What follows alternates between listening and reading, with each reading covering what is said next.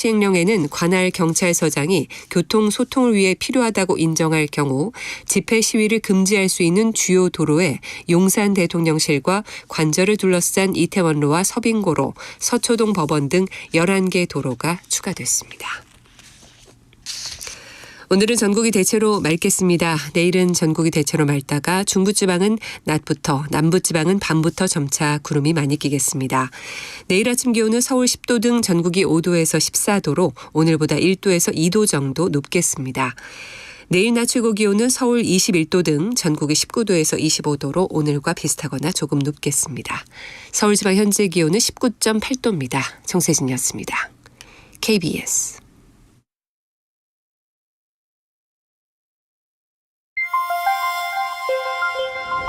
대한민국 중심 채널 KBS 1라디오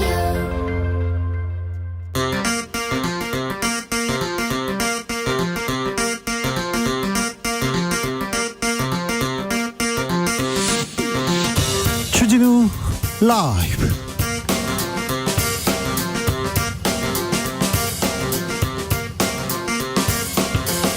(2023년 10월 17일) 화요일입니다. 안녕하십니까, 주진우입니다. 국민의힘 김기현 지도부 2기가 출범했습니다. 그런데 국민의힘은 이준석 전 대표의 눈물로 시끌시끌합니다. 이준석 전 대표 김기현 2기 2주 못 간다 이렇게 예상했는데요. 국민의힘은 어디로 향하고 있는 걸까요? 국민의 마음 얻을 수 있을까요? 국민의힘 김재원 최고위원에게 들어봅니다.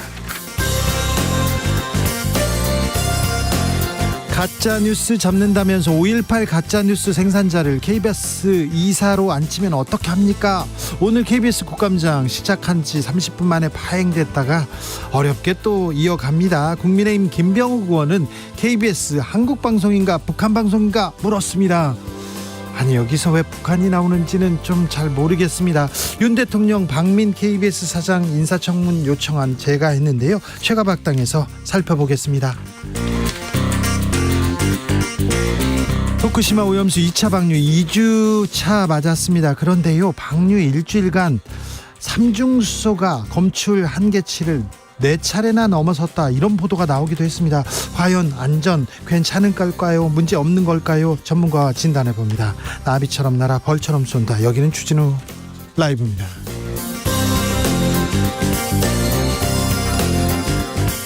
오늘도 자중자애, 겸손하고 진정성 있게 여러분과 함께 하겠습니다.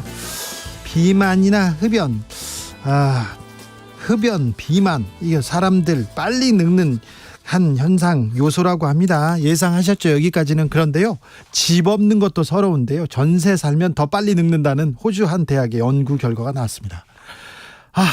집 없는 서름이 노화로 이어졌다는 건데요. 민간주택 임차에 사는 세입자보다 대출을 끼고 주택을 소유한 이들, 그러니까요, 빌려서 사는 사람보다 대출을 끼고 주택을 소유한 사람이 훨씬 더 빨리 늙는다, 이런 얘기도 있어요. 세입자들 참 어디로 가야 될지 참 안타까운 소식인데, 이런 연구는 왜 하는지 좀 잘 모르겠습니다. 참. 그러면 전세 사는 사람이 자가보다 훨씬 더 빨리 늙는다는 건데, 이건 어찌 해석해야 될지. 가을인데요, 다른 생각도 많이 드는데, 나이 들었다 이렇게 느낄 때 있죠.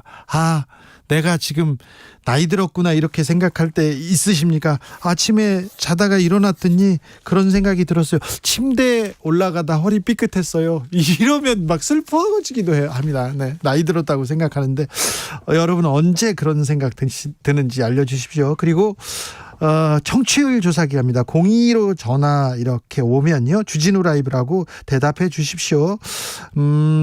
그러면 KBS에 큰 응원이 될 것 같습니다. 방송 중 사연 보내시는 분들 추첨 통해서 치킨 교환권도 드립니다. 문자는 샵 9730, 짧은 문자 50원, 긴 문자는 100원이고요. 콩으로 보내시면 무료입니다. 그럼 주진우 라이브 시작하겠습니다.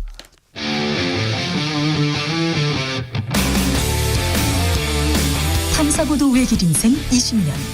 주 기자가 제일 싫어하는 것은?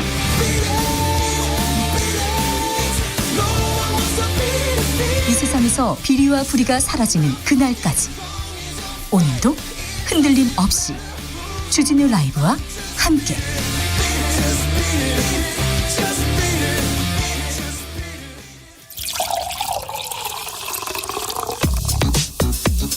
진짜 중요한 뉴스만 쭉 뽑아냈습니다. 주스 정상근 기자 어서 오세요. 안녕하십니까. 수입 물가가 계속 오르고 있습니다. 네, 국제유가가 오르면서 지난달 수입 물가도 올라갔습니다. 한국은행 통계에 따르면 지난 9월 수입 물가 지수는 8월보다 2.9% 상승했는데요. 지난 7월 이후 석 달 연속 상승입니다. 특히 국제유가는 8월 평균 86.46달러에서 9월 93.25달러로 7.9% 올랐습니다. 이 수출 물가 지수도 8월보다 1.7% 올라갔는데요. 역시 석 달 연속 상승입니다.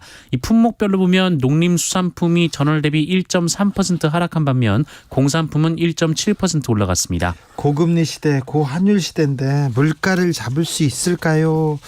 안정대책 내놓을 수 있을까요? 정부가 대책을 내놓긴 했습니다. 네, 정부가 김장철을 맞아 배추 2천여 톤을 집중 공급하고 천일염 할인 판매를 지원하기로 했습니다. 추경호 부총리 겸 기획재정부 장관은 오늘 민생물가안전관계장관 회의를 통해서 모든 부처가 소관 분야의 물가를 면밀히 점검 대응해야 한다며 서민물가 안정에 총력을 다할 것이라고 말했습니다. 지금은 정부가 은행에 금리를 좀 잡고 있는 형편입니다. 미국 금리보다 훨씬 낮은 금리를 유지하고 있는데 언제까지 이게 가능할지, 부동산 부양책 그리고 50년 만기로 대출을 막 해줘서 가계대출이 이렇게 폭증했는데 이 부분이 물가에 부담이 될 텐데 정부에서는 어떤 대책을 내놓을지 좀 지켜보겠습니다. 윤석열 대통령 박민 KBS 사장 후보자 인사청문 요청안 제가했네요. 네, 윤석열 대통령이 오늘 박민 KBS 사장 후보자에 대한 인사청문 요청안을 제가했습니다. 인사청문 요청안은 오늘 오후 국회로 송부되고요. 국회에서 인사청문 일정을 확정한 후 인사청문회를 거치면 윤석열 대통령이 임명할 수 있습니다. 네. 물가, 민생 챙겨야 될 게 많은데 더 서둘러야 될 게 많은데 KBS 사장 선임은 서두르는 모양새네요. 오늘 국감이 있었습니다. 서울중앙지검장 국감에 출석했네요. 네, 송경호 서울중앙지검장은 오늘 국회 법제사법위원회 국정감사에 출석해서 이재명 민주당 대표에 대한 질문을 받고 백현동 사건, 공직선거법 위반 사건, 대북 송금 사건 한 건 모두 중대사안이고 구속사안이라고 주장했습니다. 또한 검찰의 구속영장 기각에 대한 민주당의 비판을 두고 검찰 수사에 대한 평가는 다른 의견도 많다라며 비판 의견에 동의할 수 없다라고 말했습니다. 네. 송경호 지검장은 또한 사법부 판단은 존중한다라면서도 법원의 결정에 논리적 완결성을 두고 의문을 제기하는 견해가 많다라고 말했습니다. 그런데요, 검사는 공소장으로 말한다는데 아니 그렇게 모두 중대사안이고 모두 구속사안이면 빨리 신속하게 좀 처리해 주십시오. 언제까지 계속해서 계속 기소했다 얘기만 들어야 되는 건지, 중대사안이고 구속사안인데 왜 이렇게 길어지는지 국민들은 좀 이해가 안 돼요. 왜 그러는지.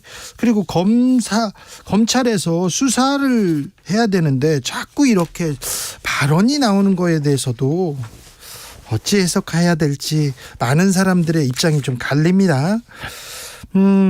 민주당 김의겸 의원은 이재명 대표 수사 검사에 대한 의혹 제기했어요. 민주당 김의겸 의원은 오늘 쌍방울그룹 대북 송금 사건을 맡은 이정섭 수원지검 2차장 검사가 위장 전입을 했다라고 주장했습니다. 네. 김의겸 의원은 이정섭 차장은 수사할 사람이 아니라 수사를 받아야 할 사람이라며 딸을 명문초등학교에 보내기 위해 강남구 도곡동 거주지에서 바로 오른쪽 아파트로 주민등록지를 옮겼다라고 주장했습니다. 당사자 뭐라고 합니까? 이정섭 차장 검사는 딸의 진학 문제 때문에 생긴 일이라면서 위장 전입 문제는 현재 해소됐고 송구하게 생각한다라고 말했습니다. 네.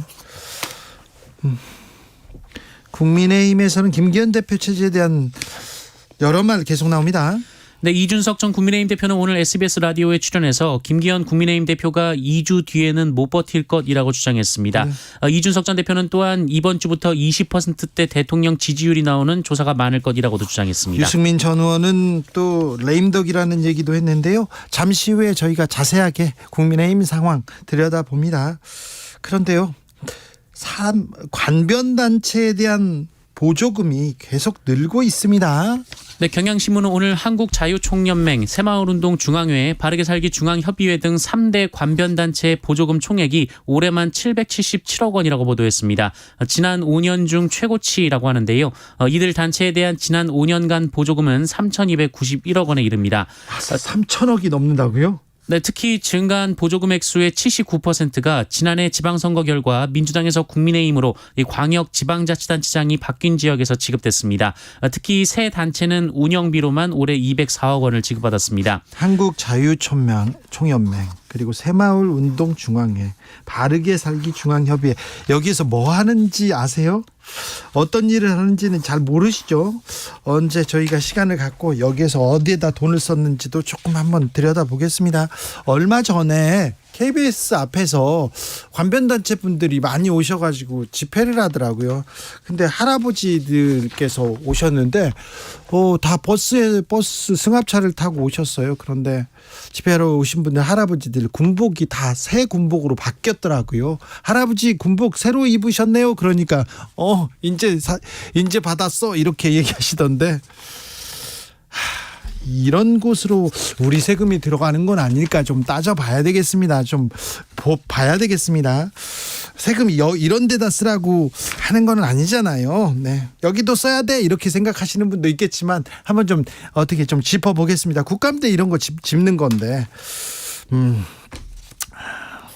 통일부가 대북 전단 금지 지침 폐기했습니다. 네, 통일부가 헌법재판소의 대북전단 살포행위 금지 처벌법 위헌 결정에 따라 관련 해석 지침의 폐지 절차에 착수했습니다. 기시다 일본 총리 오늘 야스쿠니 신사에 공물을 또 복납했다는 보도가 나왔네요. 네, 기시다 후미오 일본 총리가 오늘 시작되는 추계 제사를 맞아 태평양 전쟁 A급 전범이 합사된 야스쿠니 신사의 공물을 복납했습니다. 네. 일본 정부 대변인은 사인 입장에서 복납한 것이라며 정부 견해를 말할 사항이 아니다라고 말했습니다.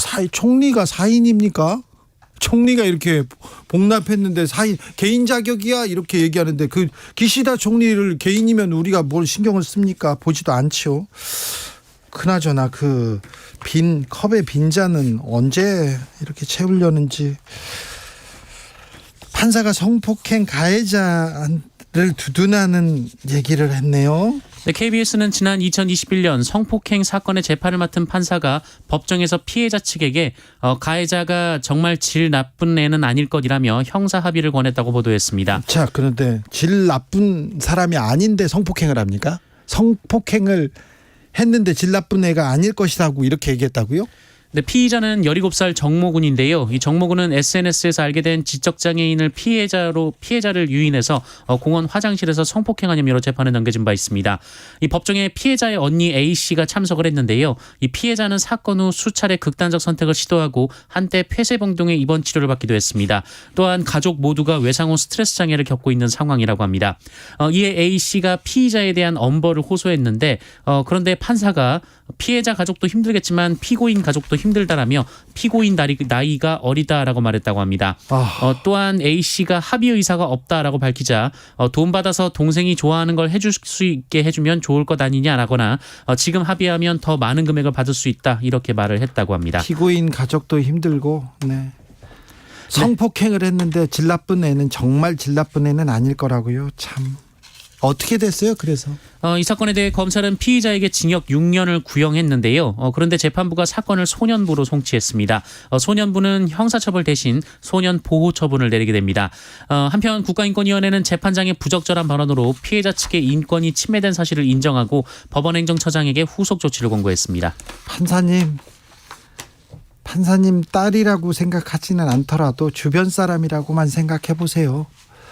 성폭행을 당했는데 질 나쁜 애는 아닐 거야. 피해자 가족도 힘들지만 피고인 가족도 힘들다. 이런 얘기를 참 판결이라고 하시면 국민들 속이 터지네요. 주스 정상근 기자와 함께했습니다. 고맙습니다. 언제 나이 들었다고 생각하세요? 매일이요. 저는 오늘 아침이요. 이런 분들 많겠죠. 자, 8339님께서 아들이 언제 컸는지 결혼하겠다고 예비 며느리를 막 인사시킬 때 나이가 들었구나 합니다. 주진우 라이브 응원합니다. 나이가 드셨네요. 네. 8281님께서는 최신곡 다 알던 제가 지금은요 90년대 노래만 좀 알아요. 네. 요즘 가수는 아이브 뉴진스만 알아요. 그럼 아이브 뉴진스 알면 거의 다 안 겁니다. 한 절반 안 거예요. 조금이다. 스트레이키즈 또 NCT 틀릴 뻔했네. 네, 그런 거 알면 좀 많이 아는 거고요. 괜찮습니다. 아이브 뉴진스 알면 되죠. 8303님 아이스크림 먹는데요. 네. 일 실일 때요. 네, 얘기했습니다. 9193님 청취율 조사 전화 받았는데요. 주진우 라이브가 생각 안 나서 주진우 라방이라고 했을 때요. 그러시면 안 되는데. 네, 주진우 라이브라고 크게 외쳐주셔야 됩니다. 네, 부끄럽지 않습니다. 네, 4797님 예전에는요 청소년들 행동 보면서 그럴 수도 있지 하는 게 많았어요. 그런데요. 나이가 드니까 그래도 지킬 건 지켜야지 하는 생각이 많아요. 자꾸 꼰대 경보등이 켜집니다. 그래도 그럴 수도 있지 이렇게 말씀하셨으면 굉장히 생각이 좀 깊으시고 넓으신 분인데 지킬 건 지켜야지 생각은 이렇게 또 훌륭한 생각을 가지고 계시구나. 네, 생각이 넓은 사람들도 그렇게 생각하시겠네요. 4174님께서 아침에 일어나서요 거울 볼 때 눌린 자국이 점심 먹을 때까지 남아있을 때요 슬퍼요 얘기하는데 네. 이거 무슨 말인지 왜 가슴에 와닿지? 왜 와닿는지는 잘 모르겠어요. 주진우 라이브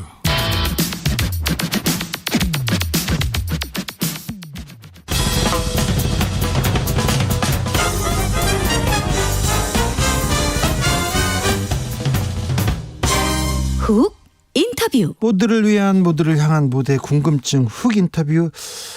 후쿠시마 오염수 2차 방류 시작했습니다. 국제원자력기구에서는 특이사항 없다 이런 입장인데 그런데요 일주일간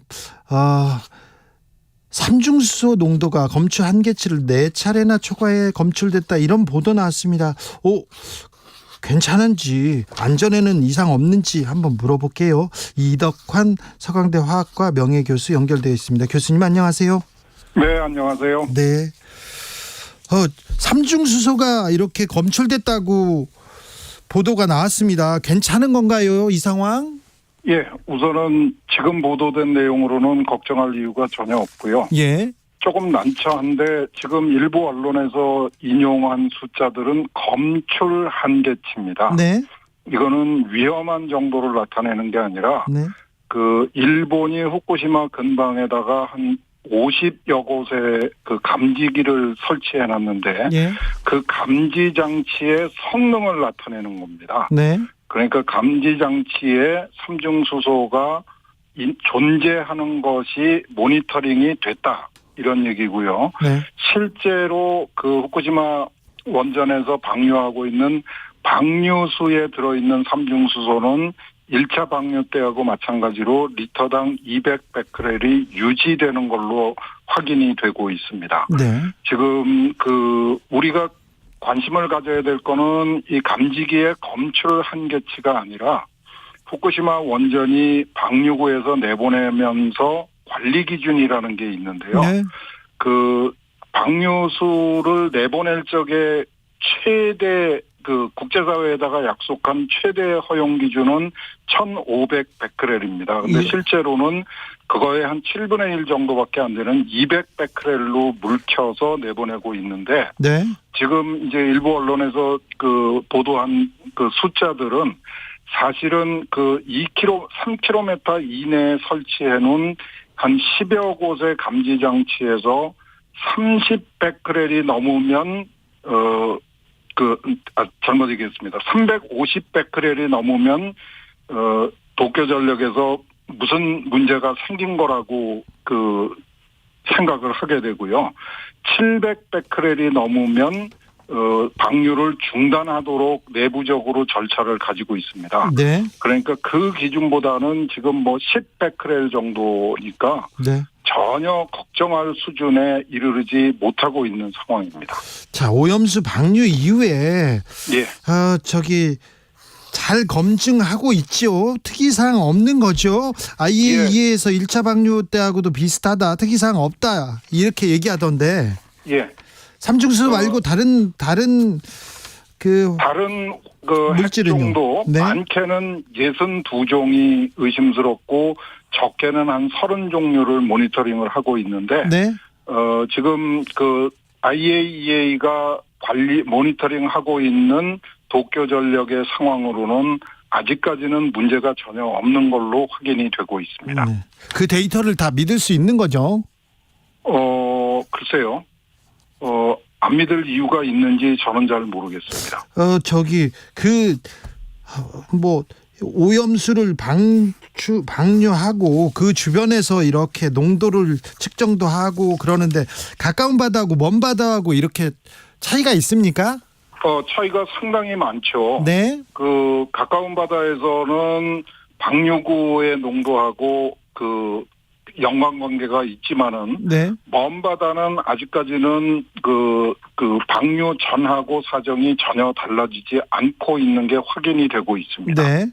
예. 그 가까운 바다에서 네. 지난번에 세슘 우럭 나왔었잖아요. 예. 지금은 이렇게 물고기를 잡아서 방사능 수치를 이렇게 검사한다던가 뭐 핵종이 들어있는지 이렇게 검사한다던가 그런 검사도 지금 병행되고 있나요? 그런 검사도 같이 하고 있는데 예. 방금 말씀하신 세슘 우럭은 네. 후쿠시마 앞바다의 그 일반 지역이 아니고요. 예. 그 후쿠시마 원전의 취수구가 있습니다. 네. 이렇게 시옷자 모형으로 방파제가 예. 건설되어 있는 곳이 있는데 그 안에서 확인이 된 상황이고요. 예. 취수구 근방에는 2011년 사고 당시에 흘러나온 그 연료봉을 비롯한 그 방사성 파편들이 그 뻘 속에 묻혀 있습니다. 네. 그래서 거기는 지금 현재 오염이 현재도 진행되고 있는 상황이고 그 오염 상황을 확인하기 위해서 거기에 물고기를 표지종으로 길러서 예. 주기적으로 검사를 하고 있습니다. 네. 그 어류하고 우리가 걱정하는 우리가 소비할 가능성이 있는 후쿠시마 앞바다의 수산물하고는 아무 관계가 없습니다. 알겠습니다. 그 취수구 주변에 있던 그런 오염수들이 이렇게 방류되고 그러는 건 아니죠? 그거는 아닙니다. 예. 예. 김신정님께서 삼중수소뿐만 아니라 방사능 물질은 60가지가 넘지 않습니까? 다른 독극 물질은 위험하지 않을까요? 이렇게 묻습니다.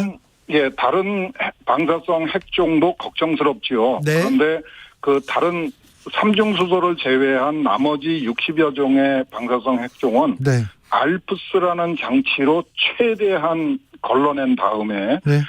잔류하는 거는 삼중수소 때문에 하는 그 희석 과정에서 충분히 물켜져서 방류가 되고 있습니다. 네. 그래도요, 오염수 방류 그렇게 과학적으로 걱정하지 않아도 된다 이렇게 얘기하는데 그래도 조금 더 바다에 버리는 거 말고 조금 더 안전한 기술을 조금 만들 수 있었을 텐데 이런 생각은 해보는데 과학자는 어떻게 생각하시는지 묻고 싶어요. 그 다른 대안을 네. 5가지를 검토를 해서 바다에 방류하기로 결정을 했고요. 예. 마지막까지 우리 사회에 많이 거론되던 고형화, 예. 시멘트, 콘크리트를 만들어서 땅에다 묻으면 되지 않느냐라는 이야기가 가장 늦게까지 우리 사회에 거론이 됐었지요. 네. 소개가 됐었습니다. 네. 그런데 다 아시다시피 시멘트를 만들 적에 콘크리트를 만들 적에 물을 사용하는데 예. 우리가 이 하수도 물을 사용해서 콘크리트를 만들지는 않지요. 네. 그 콘크리트를 만들 때 사용한 물은 증발이 돼서 대기를 오염시키게 됩니다. 네. 그러니까 다른 대안이 고형화라는 거는 사실 후쿠시마 오염수를 처리하는 대안이 될 수 없다는 게 상식이고요. 네. 다른 대안이 없었기 때문에 IAEA도 이렇게 해양 방류를 동의를 한 겁니다. 네. 가장 값싼 또 방법이기도 해서 생각해보면 과학자니까 좀 하나 더 물어볼게요. 예. 최근에 R&D 예산이 삭감됐다 이렇게 보도가 나왔는데 예산 삭감 현장에서 느끼십니까? 예. 아, 그래요? 아주 심각합니다. 네. 예산은 정부 재정이 어려우면은 네. 연구개발 예산도 삭감을 할 수가 있지요. 네. 그런데 이번의 경우는 그 정부 재정이 어렵다는 핑계뿐만 아니라 네. 과학기술계를 약탈적 그 이권 카르텔이라고 모욕을 한 게 더 문제고요. 아, 예. 그리고 그러니까 과학기술자들이 네. 이 예산을 연구비- 정상적으로 활용하지 않았다라고 지적을 한 겁니다. 공개적으로. 어떤 기사는 뭐 연구비 빼먹는 뭐 이런 좀 자극적인 예. 제목을 달기도 했어요. 그게 과학기술계에서는 정말로 용납하기 어려운 일이고요. 예. 그 대부분의 경우에는 뭐 과학계도 비리가 있죠. 예. 있는 거는 사실인데 그렇게 그 예산을 16% 이상 깎을 정도로 심각한 문제가 있었다는 거는 과학자들하고는 상관없이 오히려 관리의 문제 등등의 다른 사안이 더 심각한데 그것보다도 더 심각한 거는 2달 만에 네. 예산을 17% 가까이 5조 2천억을 깎았습니다. 네. 그리고 그 내용이 아직 구체적으로 공개가 되지 않았기 때문에 불안과 그 혼란이 더 가중되고 있는 상황입니다. 네. 실제로 우리가 예산을 지금 5조 2천억을 깎은 걸로 되어 있지만은 네. 민간 부문까지 합치면은 우리가 GDP 대비 4.9%를 투자하고 있었고 예. 올해는 그게 100조 원을 넘어갔다고 그래서 정말 자축하는 분위기였는데 네.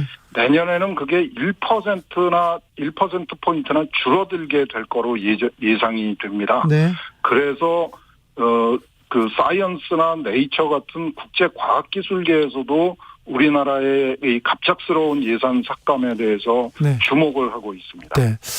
집이 어려워져도 아이들 교육비는 그런 투자는 가장 마지막에 줄이지 않습니까? 예. 아무튼 정부가 R&D 예산을 삭감한 거에 대해서는 조금 우려하는 사람들이 많아요. 삭감은 가능하지만은 네. 가능한 일이지만은 갑작스럽게 뚜렷한 명분이 없이 삭감을 했고 네. 그 삭감을 졸속으로 집행을 하면서 그 내역을 공개하지 않고 있는 게 훨씬 더 심각한 문제입니다. 알겠습니다. 말씀 잘 들었습니다. 감사합니다. 예, 감사합니다. 이덕환 서강대 화학과 명예교수였습니다. 7112님께서 주진우 라이브 문자 보내고 싶은데요. 손가락이 빨리 안 따라줘요. 그때 나이 들었구나 느낍니다. 예. 근데 잘 왔어요. 좀 늦게 왔는데도 진심이 이렇게 전해졌습니다. 네, 잘 들었습니다. 괜찮습니다. 교통정보센터 다녀올게요. 이승미 씨. 네, 이 시각 교통정보입니다. 여전히 작업하는 곳이 많습니다. 중앙고속도로 남원주 부근에서 양방향 작업 여파로 막히는데요. 부산 방향으로는 신평분기점부터 4km간이 막힙니다.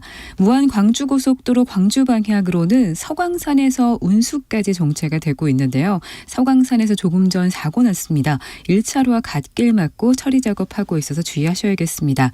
광주 원주고속도로는 경기 광주 방향으로 곤지암 3터널 입구 1차로에서 사고가 나서 금사터널부터 속도 내기 어렵고요. 경부고속도로는 서울 방향으로 수도권 구간의 통행량이 많이 늘었습니다. 안성나들목 부근에서 안성 휴게소 사이로 11km 구간 정체고요. 오산에서 동탄분기점까지나 기흥에서 수원에서 정체가 되고 있고 판교에서도 정체가 시작이 됐습니다. 또 달래내 고개부터는 한남까지 막힙니다. KBS 교통정보센터였습니다.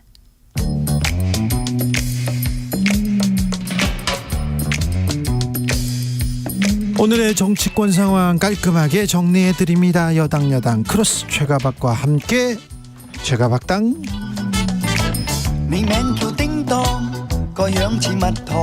여야 최고의 파트너 두 분 모셨습니다. 최형두 국민의힘 의원 어서 오세요. 네, 안녕하십니까. 박성주 더불어민주당 의원 어서 오세요. 예, 안녕하세요. 네, 국감 기간이죠. 예, 바쁘시죠. 예, 바쁩니다. 네. 예.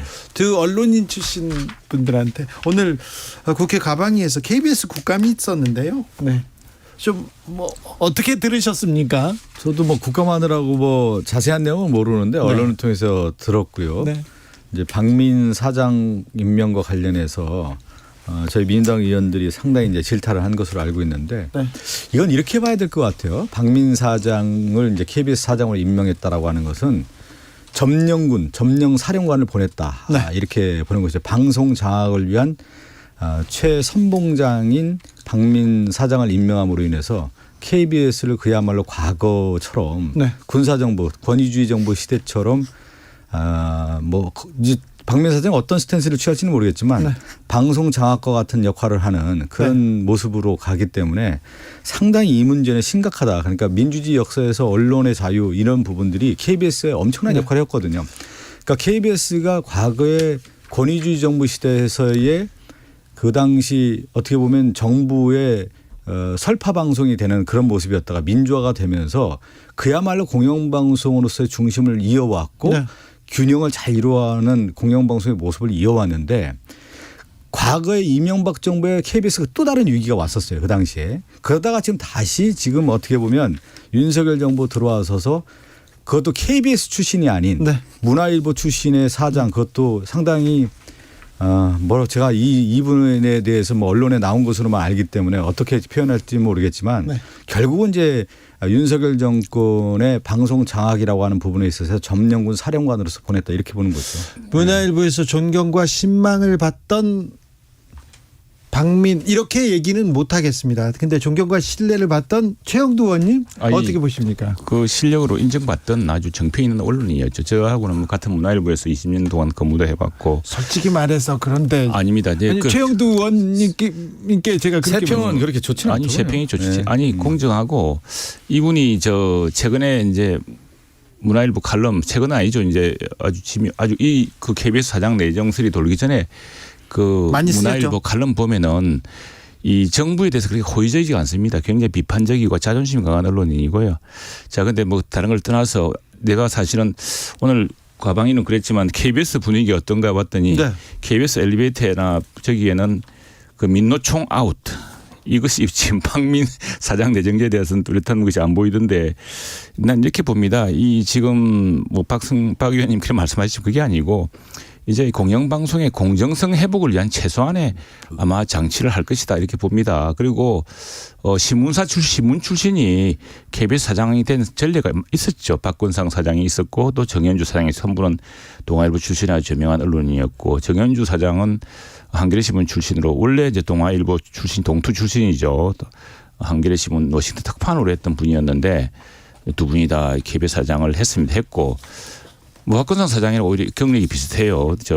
관훈클럽 총무도 했고 이박민 사장은 또 법조인 클럽 회장 또 서울대 언론인회 회장 하면서 자존심 있고 아마 공정하게 할 겁니다 하고 또 하나 이 KBS 사태를 지난 10여 년 돌이켜 보면은 무슨 정말 정권이 바뀌면은 그 노조가 앞장서 가지고 전 정부 시절에 방송인들 방송본부장 이렇게 다 그냥 그 이민재판 하듯이 다 몰아내지 않았습니까? 그게 지난번에 진미인가 뭔가 보고서도 있고 한데 이제 그런 것은 악순환 이제 막아야죠. 이제는 무슨 점령군이 아니고요. 이게 무슨 옛날에 지리산에서 무슨 낮에는 누구 밤에는 누구 해서 뒤바퀴가 동네 사람들이 참변당하던 것도 아니고 이게 정권 바뀌면은 또 주도책이 바뀌어 가지고 그전 정부 때 KBS 주요 요직에 있던 사람들이 다 이렇게 큰 곤욕을 지르고 이런 이제 악순환은 끝내야겠다. 그래서 그런 의미에서는 오히려 공정한 언론인 출신이 공정한 방송을 좀 좋겠고요. 또 하나는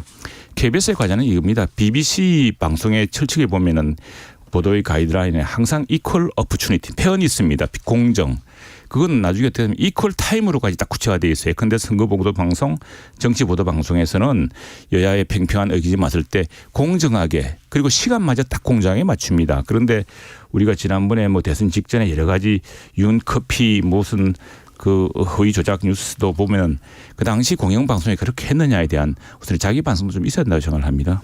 이거는 이제 박민 사장에 대한 것을 이제 어떻게 바라봐야 되는 거냐는데 지금 최영두 의원님 과거에 신문사 사장을 얘기를 거론을 하면서 박민 사장의 정당성을 부여하려고 지금 노력을 기울이는데 제가 얘기하잖아요. 권위주의 정부에서 이제 정권 교체가 되고 민주화되면서 과거에 우리나라 민주화 역사에 있어서의 언론인으로서 상징적인 인물들이 누구였냐면 박건상 정현주 사장이었습니다. 그러면서 KBS가 공정방송으로서 공영방송으로서 자리 잡기 위한 교두보로서의 그런 인물들이 필요했던 거예요. 그래서 박건상 사장, 정현주 사장 이후에는 어떻게 되냐면 KBS가 저도 KBS 출신이지만 좋은 인재들이 다 들어와서 잘 훈련받은 사람들입니다. 그래서 사장이 임명됐는데 사실은 이제 그 KBS가 정권의 교체에 따라서 여러 파장들이 있었지만 네. KBS 자체 사장이 나왔던 거예요. 왜 그러냐면 KBS에서 좋은 인물들이 많았기 때문에. 그런데 이걸 다시 이제 신문사 그것도 보수 언론에 있었던 박민 논설위원을 이렇게 KBS 사장을 임명한다는 것은 그것은 정권의 의도가 네. 너무 엿보이는 거고요. 그래서 방송 장악이라고 하는 프레임을 벗어나기 어려운 겁니다. 박민 논설위원 네. 시절에 했던 칼럼 한번 보십시오. 그렇게 보시지 않고 마구 인격을 매도하는 것은 적절치 않고요. 아니 제가 인격 모독한 게 아닙니다. 이거는. 다음에 이제 네. 문제는 이제 예전에 종전에는 KBS 같은 경우에 사장이 내정되면 심지어 옛날 노무현 대통령 때도 새로운 사장 왔을 때 노조가 반대가 그래야 정윤주 사장이 됐죠 아마. 네, 그런 걸 알고 있습니다. 네. 하여튼 정권 바뀔 때마다 KBS 노조의 그 때문에 지금 KBS의 노조가 좀 여러 곳이 여러 곳이 있습니다. 있죠. 있는데 어쨌든 굉장히 큰 진통을 겪었습니다. 아마 KBS도 이제는 네. 그런 악순환 그런 진통에서 벗어나자는 내부적인 어떤 네. 성찰이 있지 않을까 근데 싶습니다. 국민의힘에서요 KBS를 너무 조금 비방하는 것이 조금 걱정됩니다. 좌파로 도배했다고 하고 친북 정권이라고 하고 KBS가 한국 방송인가 북한 방송인가 이걸 국감에서 막 이렇게 얘기하시더라고요. 아니 뭐 그걸 갖다가 발췌욕을 하면 그렇게 들리겠지만 아니요 그렇게 그런 물어봐요. 취지로 KBS가 그렇지 한국 방송인가 않겠습니까? 북한 방송인가 그렇게 그리고 나도 KBS 일군 프로그램 출연해서 봤지만 정말 KBS 진행자의 편파적이고 모욕적인 진행도 많았습니다. 우리 다 겪었습니다. 자 최영도 의원님 제가 모욕적이고 편파적으로 진행했습니까? 주진우 라이브는 그래도 난 편입니다. 그래도 나온 편이라는 게 그렇게 편파 방송을 해왔다라고 최영도 의원님 그렇게 전제해서 얘기하는 거예요. 상당히 위험한 발언입니다. 이거는. 최근에 뭐 제가 특정하지 않겠습니다만 네. 아침 방송 보면은요. 저도 한번 당하고 했지만 좀 심합니다. 너무 진행자가 너무 자기 의도대로 끌고 가고 국회의원을 막 혼을 내고 그런 거 보고 최근에 이정현 대표랑 사건 모르십니까? 네네. 자. 굉장히 참 이게 공영방송에서 정말 그거는 기본 예의에 관한 문제 아니겠습니까? 아니 그리고요. 네. 아니 그걸 떠나서요. 아니 제가 이건 얘기를 해야 될 것 같아요. 그만한다면 이제 아니 최영도 의원님. 아니 우리나라 국회의원이 KBS를 대상으로 해서 무슨 좌파 친북 방송이나 북한 방송이라고 얘기하는 그거 자체가 저희가 최영도 의원님이 국민의힘 의원총회 가서요. 맥락이 있겠지, 이런 발언 하지 뭐. 말라고 하세요. 극단적인 발언 자체가 의원으로서의 적절하지 않은 언어예요. 내가 이제 맥락을 모른 채 어느 부분을 발췌해서 아니 이렇게 발췌가 아니라 이런 이야기하는 용어 건 쓰는 것 자체가 어느 의원으로서 프로그램과 적절하지 어느 않죠. 맥락에서 그런 시각이 있었겠죠. 아니 그렇다고 근데 북한 방송이라고 얘기합니까? 6.25 전쟁을 소개를 하면서 또는 이승만 대통령이라든가 역대 대통령을 소개하면서 어떤 네. 편향 자, 보도 있던 사실이죠. 알겠습니다. 그런 용어를 자, 쓰는 것 자체가 의원으로서 적절하지가 않은 거예요. 그리고 김어준이 방송 출연료 얼마 받았는데 주진우는 얼마 여기에 비교하면 얼마 받을 것인데 이렇게 거의 사실로 이 질문을 하시는데 이 부분하고요.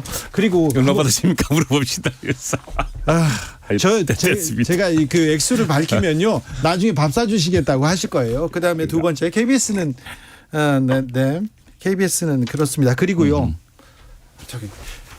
9월까지 주진우 라이브가 1월에서 9월까지 국민의힘에서 방송통신심의위원회에다가 이렇게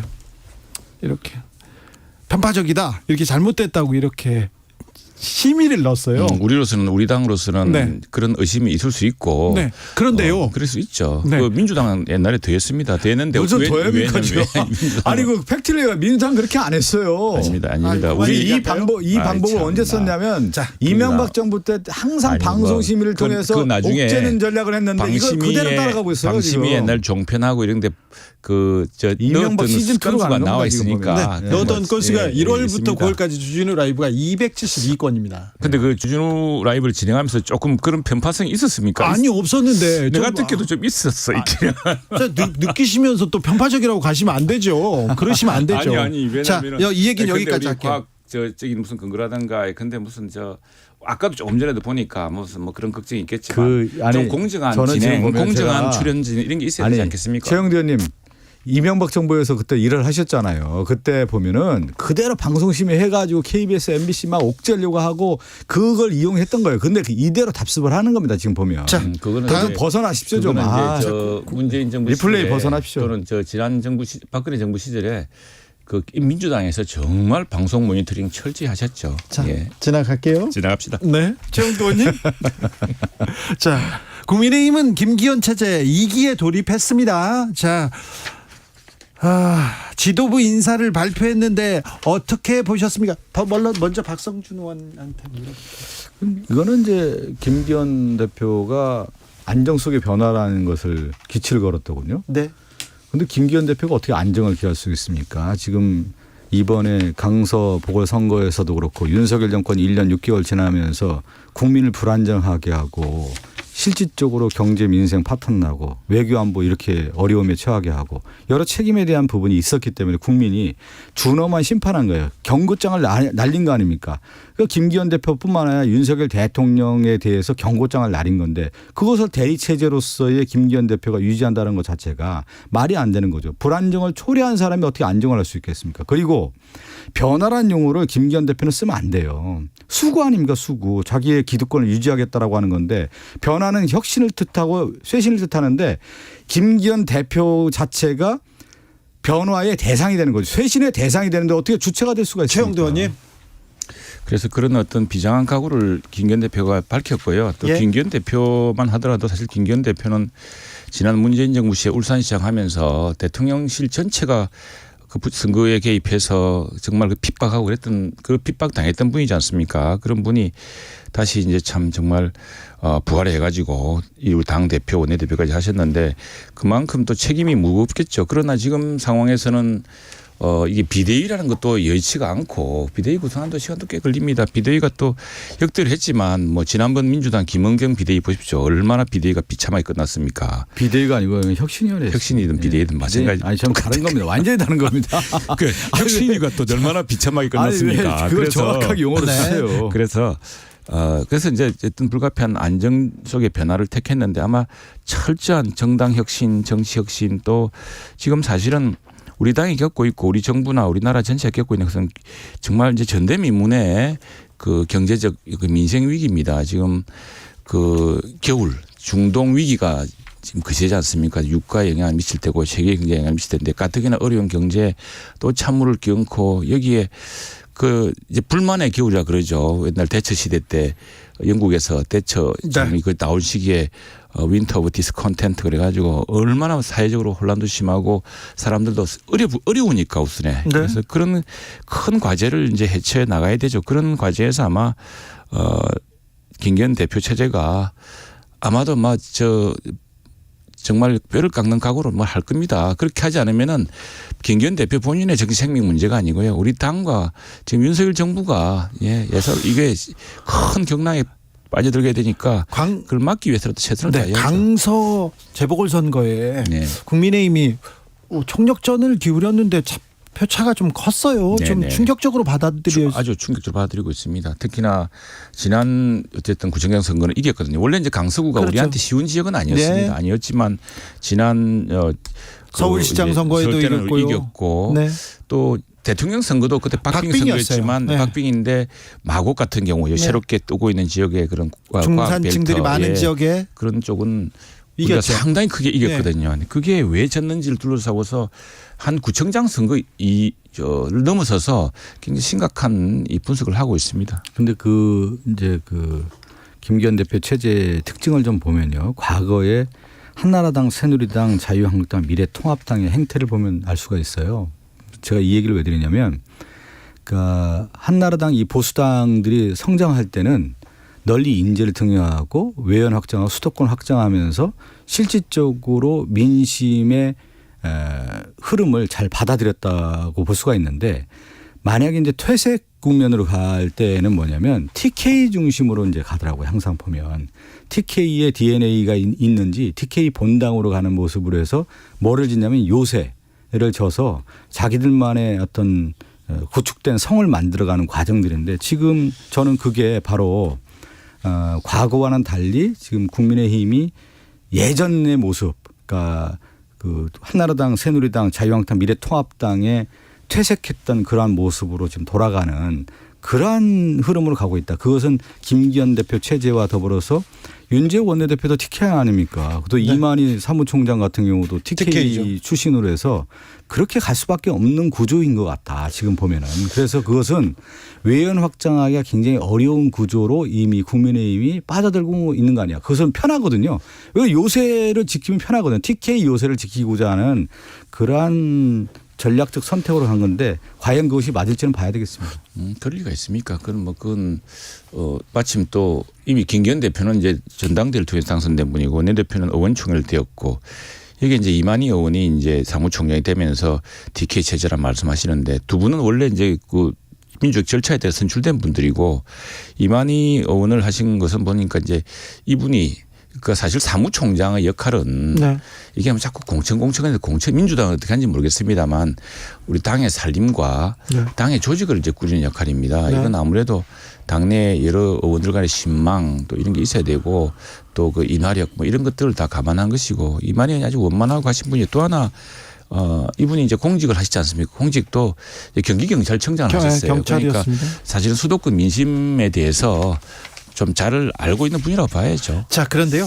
조수진 최고위원의 핸드폰에서 김기현 대표 쫓겨나겠다 이런 그 메시지가 나왔습니다. 그리고 이준석 전 대표도 김기현 대표 2주 못 간다 이렇게 얘기가 나왔는데 이 얘기는 어떻게 들으셨어요? 그래서 그렇게 이제 외부에서 평론하듯이 수많은 뭐 이미 비판과 비난은 차고 넘치지 않습니까? 그런데 외부에서 평론하듯이 할 상황은 아니다. 지금 오히려 그 우리들이 많은 사람들이 바라는 것은 정말 그 젊은 혁신 역량 같은 것을 이 당의 발전에 좀 쏟아부어 주길 바라는 것이지 무슨 뭐 아주 그 뭐 안 되는 대목마다 이게 뭐 회초리가 아니라 뒤통수 때리듯이 이렇게 이야기하는 것은 그 사실은 윤석열 전 대표 자신에게도 도움이 될지 걱정입니다. 그래서 조금 그 참신했던 혁신 역량을 새롭게 당에 부어 넣을 수 있도록 그렇게 조금 더 노력해 주시면 어떻을까라는 그런 아쉬움들이 많습니다. 당내에서는. 근데 저는 이제 흐름을 이렇게 봅니다. 이제 민심의 흐름을 읽고 정책 기조와 국정 기조를 이제 바꿔야 되는 건데 저는 대통령이 이 정책 기조와 국정 기조를 과연 바꿀까에 대한 부분을 좀 회의적으로 보고 있고요. 국민의힘 김기현 대표가 독자적으로 국민의힘의 권한을 행사하면서 대통령에게 할 소리를 하겠느냐. 이건 상당히 어려운 구조라는 것이죠. 왜 그러냐. 김기현 대표가 당대표 경선에서 최저했을 겁니다. 그것을 공중부양시켜서 당대표를 시켰기 때문에 그래서 국민의힘이 용산 출장소라는 말을 들었던 거란 말이에요. 그래서 지금 심판이 이거 가지고는 안 된다라고 하는 것이 국민의 여론인데 다시 김기현 대표 체제를 유지한다라는 것은 그것을 인정하겠다라는 거기 때문에 국정 기조와 정책 기조가 안 바뀔 거고요. 하나 이제 연동되면서 바라볼 것이 저는 대통령 지지율이 계속 답보 상태에 머무른다고 하면은 결국은 국민의힘에 있는 내부의 목소리가 더 커질 것이다. 그러면 총선 연동률이라는 것은 연동이라고 하는 것은 대통령의 국정 지지도와 국민의 민심이 그대로 가는 거기 때문에 대통령의 지지율이 바뀌지 않는 한은 그것은 바뀌기가 어려운 것이죠. 선거 초반에 지지율이 이렇게 바닥을 기다가 이렇게 올라가는 경우는 있습니다. 그러니까 그 얘기는 조금 접어두고요. 그런데 윤석열 정부가 국민의힘이 바뀌지 않으면 총선에도 더 큰 그 매서운 민심의 질타를 받을 것이다. 이런 얘기는 계속 나올 거예요. 계속 나오죠. 계속 나오고 대통령실에서 나왔던 이야기도 그렇지 않습니까? 오늘 아침 뭐 조간신문의 신문을 보면은 대통령께서도 참모들에게 국민과 현장 그리고 당정 소통을 강화하라고 생각하고 있고요. 그동안 이제 윤석열 대통령은 말하자면 나라를 어떻게 큰 기둥의 문제에 대해서 뭐 외교 안보라든가 또는 무슨 무슨 카르텔이라든가 이게 또 민주노총이 지나치게 그 우리 경제에 큰데 부담을 주고 그 법적인 범위를 넘어서는 물리력을 행사하는 것들에 대한 이런 엄중한 이제 경고라든가 이런 것들을 해왔는데 지금 사실은 국민의 민생이 참 어렵습니다. 그런 것들을 세심하게 살피는 노력들이 이제 정부 여당이 함께해야 될 대목이고 그 대통령의 최근 발언을 보면 그런 문제에 대해 심각성을 좀 느끼고 있는 것 같아요. 저는 미국의 대통령도 그렇고 이 대통령인데 특히 민주주의에서 가장 강력한 힘은 어디에서 나올까요? 대통령 특히 강자 집권당의 검찰과 경찰의 물리력이 아니에요. 물리력. 강자의 힘은 어디서 나오면 내가 권한을 다 가졌기 때문에 설득력에서 나온단 말이에요.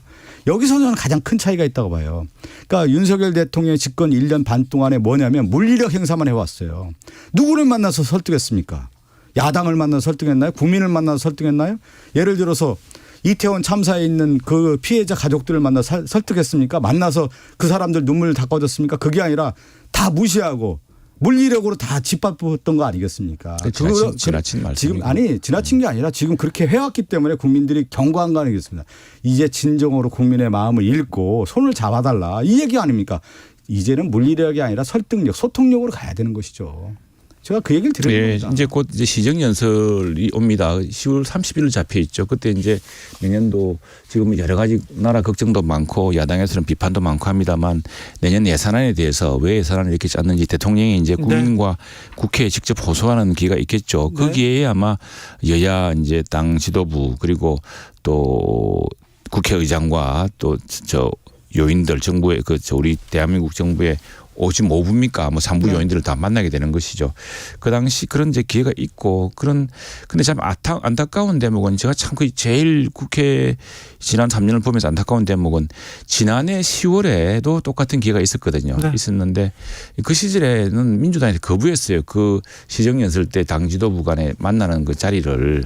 그게 앞서서는 이제 지금 보면은 참 한마디로 코미디 같은 일인데 그 당시에 순방 때 대통령이 했던 발언을 갖다가 멀리서 들리락말락한 걸 MBC가 보도한 걸 가지고서 민주당에서 그걸 전체 총공세로 하고 그러면서 그냥 전국이 어긋나버리고 했는데 이번에 다시 이제 이번에 그 선거도 한번 치렀기 때문에 저희들도 내부적으로 반성하는 게 있고 해서 10월 31일이죠 아마 시정연설 때 여야 지도부가 만날 기회가 대통령도 만날 기회가 있습니다. 그 저는 했어요. 예. 그때 이제 같이 보니까요. 예, 그 시절에 이야기했죠. 그 당시에 사실 그때 민주당 지도부는 안 왔지만 정의당은 왔습니다. 와서 정의당에서 아주 그 아픈 소리도 했어요. 그 당시 대통령께. 지금 이제 그런 거죠. 지금 그 과거에는 힘이 있었기 때문에 야당과 손을 잡을 필요가 없었다고 생각하는데 지금은 다급해졌을 겁니다. 그래서 국민의 여론의 눈치를 볼 수밖에 없는 상황인 것 같고요. 지금 현안 중에 하나가 경제 문제가 매우 심각한 거 아니겠습니까? 여기에 대해서 집권 여당이 정부 여당이 청사진을 내놔야 될 것 같고요. 또 최수건 상변 특검 같은 경우는 반드시 받아들여야 되는 거 아니에요? 그렇게 되고 서울 양평고속도로 의혹의 덩어리인데 여기에 대해서 국정조사 당당하면 임해야 되는 거고 그러한 돌파력이 있으면서 그 국정 운영에 대해서 자신감을 발휘해야 되는 것이지 여러 의혹은 다 덮으면서 가겠다라고 하는 것은 안 되는 것이죠. 네, 글쎄 그동안 지난 민주당이 몇 개월째 계속 이야기했는데 국정감사에도 하고 상임위도 했는데 새로운 것도 없는데 최영두, 박성준 두 분 감사합니다. 국회에서 다 풀 수 있습니다. 감사합니다. 네.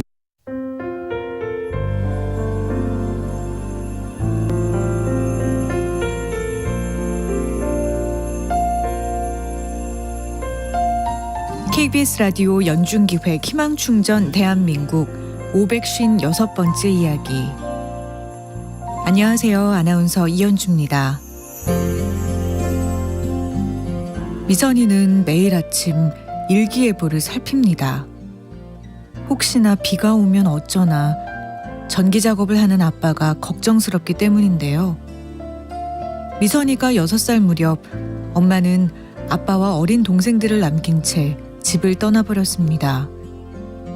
그 이후 불안정한 일용직 전기일로 아이 넷의 생계를 홀로 감당해온 아빠. 열악한 환경의 좁은 방과 텅 빈 냉장고. 한창 잘 먹고 잘 커야 할 동생들이 가여워서 몰래 운 적도 많다는 미선이. 하루빨리 직업군인이 돼 집안의 보탬이 되고 싶다는 마음만 간절할 뿐입니다. 미선이네 가족이 지금보다 조금 더 나은 환경에서 생활할 수 있도록 여러분이 관심과 사랑을 보내주세요. 여러분의 따뜻한 손길이 희망의 빛이 됩니다. ARS 060-700-1580 060-700-1580 한 통화 3,000원으로 희망을 선물해주세요. KBS 라디오 연중기획 희망충전 대한민국은 초록우산 어린이재단, 인탑스 주식회사 그리고 청취자 여러분과 함께합니다. ARS 060-700-1580 한 통화 3,000원입니다.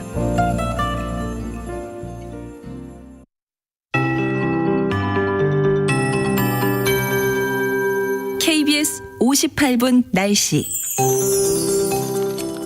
갑자기 기온이 뚝 떨어지는 변화무쌍한 한 주입니다. 감기 걸리지 않도록 체온 관리 잘 해주셔야 되겠습니다. 내일 아침도 춥습니다. 내일 아침 서울은 11도로 예상이 되는데요.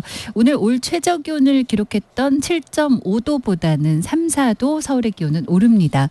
대관령은 내일 아침 2도까지 떨어지면서 역시 오늘보다 살포시 오르는데 추운 느낌 들겠고요. 이천, 철원 5도, 세종, 대구 8도 등 한 자릿수가 많습니다. 전국이 3도에서 15도 분포로 아침에 또 따뜻한 옷차림 해주셔야 되겠고요. 내일 낮 최고 기온은 서울 21도 등 전국이 19도에서 25도 분포를 보이면서 거의 오늘과 비슷하거나 약간 높겠습니다. 대부분 내일은 맑다가 중부지방은 오전부터, 남부지방은 밤부터 구름이 많아질 전망이고요. 이후로 이번 주는 주말에 또 한 차례 기온이 크게 떨어지는데요. 비가 그치고 나서부터입니다. 모레 목요일 새벽에 수도권 북부와 강원 영서 북부에 비가 오기 시작해서 목요일 아침부터 낮 사이 그 밖에 중부지방과 경북 북부에 비가 오다가 밤에 대부분 중부지방은 그치겠고요. 남부지방은 비구름이 이동하면서 이 비가 목요일 밤에 시작이 돼서 금요일 아침까지 남부와 충청, 제주도로 이어진 뒤 그치겠습니다. 이렇게 비가 그치고 나면 주말 이후 이틀간 가장 추워지겠습니다. 지금 서울 기온 17도입니다. 최용미였습니다. 정성을 다하는 국민의 방송 KBS가 6시를 알려드립니다.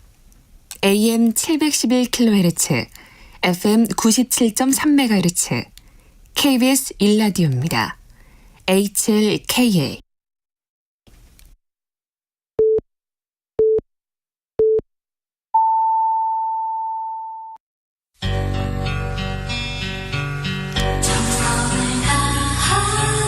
정성을 다하는 국민의 방송 KBS 주진우 라이브. 그냥 그렇다고요. 이 시각 라디오 정보센터 뉴스입니다.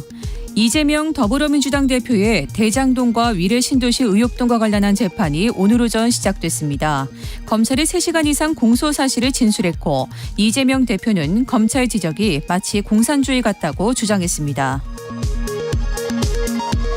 전현희 전 국민권익위원장에 대한 표적감사 의혹을 수사 중인 공수처가 감사원에 대한 2차 압수수색에 나섰습니다. 정부가 의과대학 정원 확대안을 곧 발표할 것으로 예상되는 가운데 여야 모두 환영 입장을 밝혔습니다. 정원 확대에 반대해온 의사단체는 오늘 저녁 첫 대응회의를 열기로 했습니다.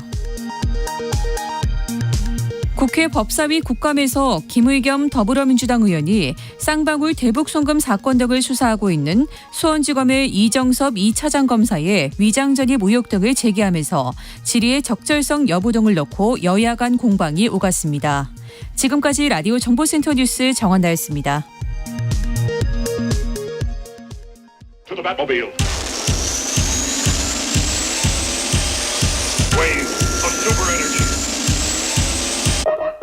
주기자의 1분.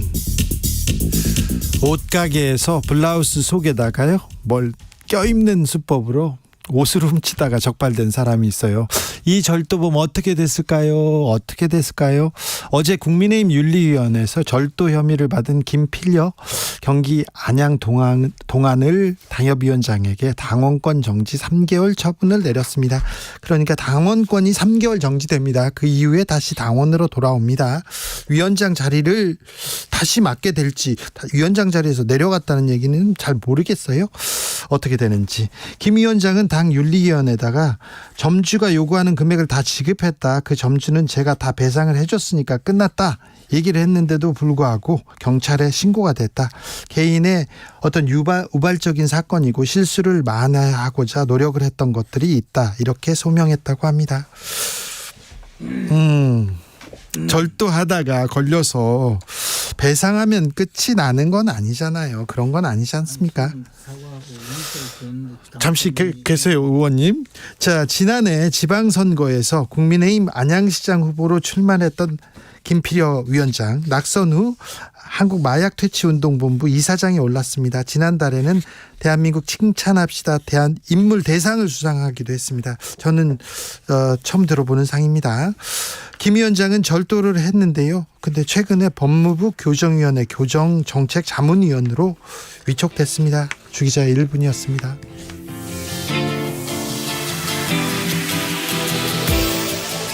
하이라이트입니다. 얼굴 찌푸리지 말아요.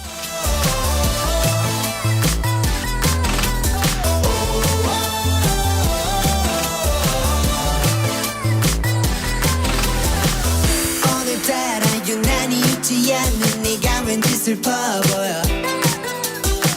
무슨 일이 있냐는 나의 말에 괜찮다며 고개 돌려. 너의 눈물아 방울한 내 하늘은 무너져내려. 내쉬는 한숨이 내 맘을 찢어. 난 날 빛이 될게 그림자가 더 좋이지. 그 천사 같은 얼굴에 작은 상처 하나로 너에게 생기지 않기를 원해. 너의 슬픔조차도 나에게 모두 맡겼으면 해. My baby 얼굴 찌푸리지 말아요. Baby 너는 내게 더 예뻐. 그렇게 슬픈 표정하지 말아요. 널 보면 내 맘이 너무 아파. 그래 이렇게 날 보면서 줘. 그 예쁜 얼굴 찌푸리지 말아줘. 숨기지 말고 내게 말해줘. 아무 말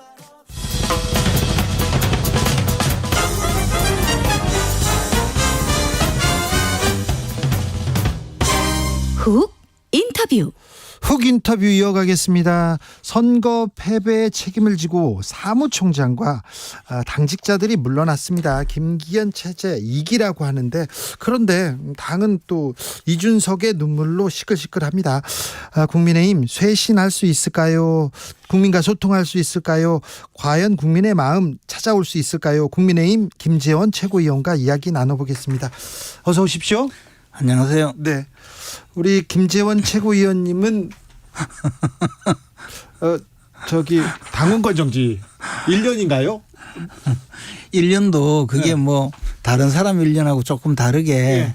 5월 10일까지라서 네. 총선에 출마할 수 없도록 만들어서 사실상 정치 사형수죠. 아니 그런데 김재원 최고는요, 사실상 그런데 해당 행위를 하거나 절도 이런 것도 아닙니다. 절도도 3개월인데 아니 뭘 당에 뭐 잘못한 게 아니잖아요. 하여튼 뭐 그래 됐어요. 네. 아니 당 윤리위원회라면 뭐가 좀 기준 원칙이 있어야 될 거 아닙니까? 근데 이제 아니 자 김재원 최고가 뭘 잘못했지 잘 모르겠는데요. 뭐 그냥 뭐 그때 최고위원직을 사퇴하면 네. 3개월 해주겠다. 얘기가 사퇴하지 있었는데. 않으면 저 총선에 못 나오게 하겠다. 뭐 그런 이야기는 조금 있었는데. 근데 김재원 최고는 이게 뭐 사퇴하거나 잘못한 일이 아니다 얘기했더니 1년 한 거 아닙니까? 그렇죠, 태영호 의원은 뭐 사퇴했고. 네, 사퇴했고요. 근데 저는 이제 우리가 뭐 이야기할 때 네. 저는 제일 아쉬운 게 뭐 찬성 반대할 수 있잖아요. 그렇죠. 뭐 반대 의견도 있을 수 그 있어요. 이야기를 제가 옳다 그러다 이야기하려고 하는 것이 아니고 네. 그랬다가 이게 사안이 중한 사안을 내가 너무 가볍게 이야기했구나. 그래서 정말 죄송하다. 앞으로는 절대 네. 이런 이야기 하지 않겠다라고 사과도 하셨어요. 사과하고 찾아가서 또 그로 인한 상처를 입은 분들한테 네. 사과를 했거든요. 네. 그게 이제 5.18 예? 정신을 헌법 전문에 올리는 문제죠. 근데 헌법 정신에 5.18 정신을 헌법 전문에 올리는 문제를 찬성하는 국민도 있고 반대하는 국민도 있고 우리 당에도 반대하는 사람도 있고 찬성하는 사람도 있을 거예요. 있을 수 있어요. 그런데 반대하는 사람을 반대한다고 해서 징계를 해버리면 그러면 그 문제가 있고 또 하나는 저는 정말 아쉬운 거는 그렇게 해서 지난 5.18 때 민주당이 먼저 그랬거든요. 원포인트 개헌을 하자. 네. 5.18 정신을 헌법 전문에 올리는 원포인트 개헌을 하자. 그랬으면 지금 헌법 개정안을 발의할 수 있어요. 민주당이. 그렇죠. 그래서 총선과 함께 해서 개정할 수 있어요. 그런데 아무도 관심이 없어요. 어느 누구도. 네. 이것도 저는 민주당도 5.18 정신을 헌법 전문에 올리는 문제를 정치적으로 이용만 하지 자기들이 이 활용해서 자기들이 어떻게 나설 생각은 없다고 봐요. 그러니까 자, 분노하고 있죠. 알겠습니다. 아무튼 당 징계, 윤리 징계에도 불구하고 최고위원으로서 강서구 선거 현장에서 계속해서 누볐습니다. 김재원 최고는. 그래서 강서에서 보니까 민심이 어떻던가요? 이게 우리 이 시골에서 네. 그 할머니가 우리 시골 마을에 그 절이 하나 있는데 그 돌부처가 있어요. 네. 그래 여기 가서 나쁜 마음을 먹은 사람이 여기서 기도하면 돌부처가 돌아앉는다는 거예요. 네. 그래서 늘 착하게 마음을 먹으라 그랬거든요. 네. 근데 돌부처가 돌아앉아도 사람들이 달려들어서 돌부처를 돌려 세울 수가 있어요. 예. 들고 올리면 되잖아요. 네. 근데 민심이 돌아서면요. 네. 사람이 달려들어서 아무리 해도 민심을 돌릴 수가 없고 네. 크레인이 와서 땡겨도 민심이 안 와요. 네. 민심 앞으로 가야 돼요. 네. 근데 이제 과연 민심이 돌아선 것인지 아니면 후보 공천을 조금 잘못해서 공천하지 않아야 될 때 후보를 공천해서 네. 이런 격차가 많이 발생했는지에 대해서는 네. 여러 가지 요인이 있지만 저는 조금 둘 다 조금 영향이 있다고 봐요. 그렇죠. 그런 면에서 네. 우리가 지금 이 선거의 교훈을 잘 되새겨서 총선에 대비한다면 네. 얼마든지 예. 좋은 결과를 가져올 수 있는 기회를 줬다고 생각해요. 그렇습니까? 회초리를 맞았고 잘 쇄신책을 내면 또 민심을 가져올 수 있다 이렇게 생각하신다고요? 아니 우리가 민심 앞으로 가야죠. 민심 앞으로 가야 된다. 네. 네, 알겠습니다. 아니면 안 된다니까. 알겠어요. 예. 그런데요. 자, 그래서 선거 패배를 지고 선거 패배의 책임을 사무총장과 임명직 당직자들이 졌습니다. 자, 이기들이 김기현 2기가 꾸려졌는데 영남 지도부다 도로 영남당이다 이런 얘기가 나오는데 네. 이 부분은 어떻게 보십니까? 근데 이제 지난번 지난번 그 당직자들 중에 네. 여의도 연구원장이라든지 정책위 의장은 네. 영남권이었잖아요. 네. 제가 말씀드리는 건 민심을 얻기 위해서 사실 우리가 적극적으로 잘 다가가야 되는 것이 전 현장에서 느낀 것으로는 네. 역시 당에서 내세우는 정책이라든가 또는 여러 가지 국민들에게 보여주는 비전 이것도 굉장히 중요하다고 생각했거든요. 그렇죠. 네. 예를 들어서 강서구에서도 거기 서민들이 많이 사는 주택지구에 그거를 공약이 빌라를 아파트로 예. 큰 최고의 이제 공약이었거든요. 네. 근데 거기 골목에서 쭉 다니면서 주로 이제 연로하신 분들이 네. 많이 있는데 저한테 말씀하시기를 저를 다 알아보면서 네. 내가 국민의힘 찍기는 찍겠는데 결국은 내가 세입자인데 빌라 이거 아파트 지으면 우리는 다 쫓겨난다. 네. 이런 공약이 어딨냐고 막 혼내더라고요. 아, 그래요? 그래서 뭐냐 하면 우리가 이런 좀 서민들에게 다가가는 노력이 많이 부족했구나. 네. 그런 느낌을 받았거든요. 그래서 저는 이번에 그 여의도 연구원장과 정책위 의장을 수도권 인사로 바꾸고 네. 한 것에는 굉장히 인사를 잘했다고 보고 예. 사무총장이 왜 경북 출신이냐 이 예. 문제에 대해서는 저는 조금 다르게 생각해요. 총선 때마다 예. 대구 경북 일단 목부터 치고 그다음에 시작을 했거든요. 예. 그러니까 사무총장이 경북 영천 출신의 이만희 의원이 굉장히 공정하고 훌륭한 분인데 그분이 또 영남권 공천을 좀 공정하고 합리적으로 할 수 있다면 전체적으로 공천에 대한 지금 현직 국회의원이나 당협위원장들의 불안감을 좀 잠재울 수도 있고 네. 그런 면에서는 그렇게 나쁘지 않은 인사라고 보는데 언론은 달려들어서 왜 사무총장이 이른바 TK냐 네. 영남권 전진 배치냐 이렇게 하니까 그 부분은 조금 네. 제 생각하고 다른 것 같아요. 알겠습니다. 오경민 님께서 민심이 많이 불나 있어요. 그래도 앞에 가서 앉으실 수 있나요? 가서 앉아야죠. 그래도 사과하고 잘못했다고 해야 돼요. 그렇습니까? 네. 그런데요. 김기현 2기 이거 2주 못 간다. 이준석 전 대표 얘기하던데요. 이준석 대표께서는 뭐 당이 잘 되기를 바라기보다는 네. 좀 잘못돼서 봐라 내가 내 말대로 네. 같지 않느냐. 양두구육 맞잖냐. 뭐 네. 이렇게 이야기하고 싶은 마음이 좀 요즘 있는 것 같아요. 네. 그래서 아무튼 선거 전에도 저 주진우 라이브 나와가지고 18% 진다. 그리고 나서 이제 다 지도부 비대위로 가고 뭐 베이서실도 쇄신할 거다 이렇게 얘기하시더라고요. 근데 그 당시에 솔직히 말씀드리면 제가 선거 초기에 네. 그때 제가 들은 바로는 이미 15% 정도 지는 걸로 여론조사가 나오고 있었고 예. 그래서 아마 이준석 대표도 어느 정도 뭐 들었을 거예요. 예. 네. 근데 총력전을 다 했는데 차이가 많이 났어요. 제가 솔직히 말씀드리면 총력전이라고 하는데 이제 전국 각지에서 와서 총력전을 하면요. 네. 선거 운동을 좀 설렁설렁하게 돼요. 네. 뭐 선거 운동이냐 이게 과연 그거 선거 운동이 무슨 뭐 우리 당 색깔 옷을 입고 돌아다닌다고 선거운동이 아니잖아요. 네. 정말 마음을 얻어야 되는데 제가 가서 사람들하고 이야기하고 1분, 2분, 3분, 5분씩 이야기하고 하면서 느꼈을 때 그분들의 반응이 예. 너무 설렁설렁 다닌다. 이거 오히려 교통방해된다. 이런 비판을 많이 받았거든요. 모두의 선거는 또 모두의 선거가 아니기도 합니다. 누구의 선거도 아니에요. 예를 들어 어디 식당에 가서 우리끼리 모여서 밥 먹고 나오면서 한 표 부탁합니다 한다고 그분들이 찍어준다고 저는 생각하지 않거든요. 네. 그래서 그런 선거운동보다는 조금 더 다가가려는 노력이 필요하다고 봐요. 대통령 지지율 곧 20% 간다. 이준석 전 대표 얘기하던데 이 부분은 어떻게 보세요? 원래 우리가 보궐선거에 지면요 대통령 지지율이 떨어지는 현상이 과거에도 있었어요. 예.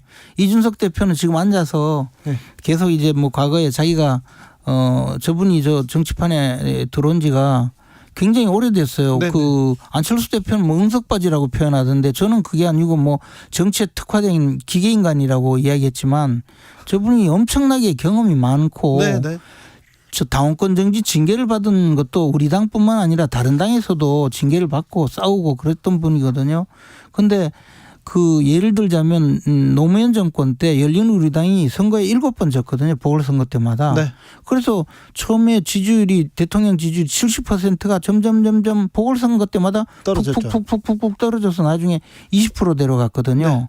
그래서 이 보궐선거를 사실 굉장히 좀 중요하게 생각을 해야 되는데 뭐 그저 그런 현상을 두고 이야기를 하거든요. 그래 조금 단기적으로 대통령 지지율이 떨어지더라도 네. 아까 말씀드렸듯이 민심 앞에 다가가서 이 문제를 잘 해결하려고 노력하고 네. 국민들의 마음을 좀 더 어루만지고 이해하면 그 위기는 극복할 수 있고 네. 그것이 총선에 승리할 수 있는 계기가 된다고 봅니다. 알겠습니다. 20%대로 떨어질 수는 있겠네요. 그거는 뭐 여론조사 결과 여론조사 회사에마다 네. 약간의 그 조사의 차이도 있고 네. 이미 뭐 그럴 조짐이 보이기 때문에 네. 뭐 그럴 수는 있다고 봅니다. 네. 윤석열 대통령 레임덕이다. 유승민 전 의원은 얘기하던데. 그분도 뭐 윤석열 대통령이 잘못되기만 바라는 분이죠. 아, 그 이준석 유승민은 그렇습니까? 뭐 유승민 대표는 좀 더한 분이시죠. 이제 더하다고요? 뭐, 예, 그럼 경쟁했던 분이니까 그리고 내 말이 맞지 않느냐 이 이야기만 하시려고 하는데 네. 저는 레임덕이다 이런 말은 함부로 쓰는 것은 아니라고 봅니다. 그리고 예.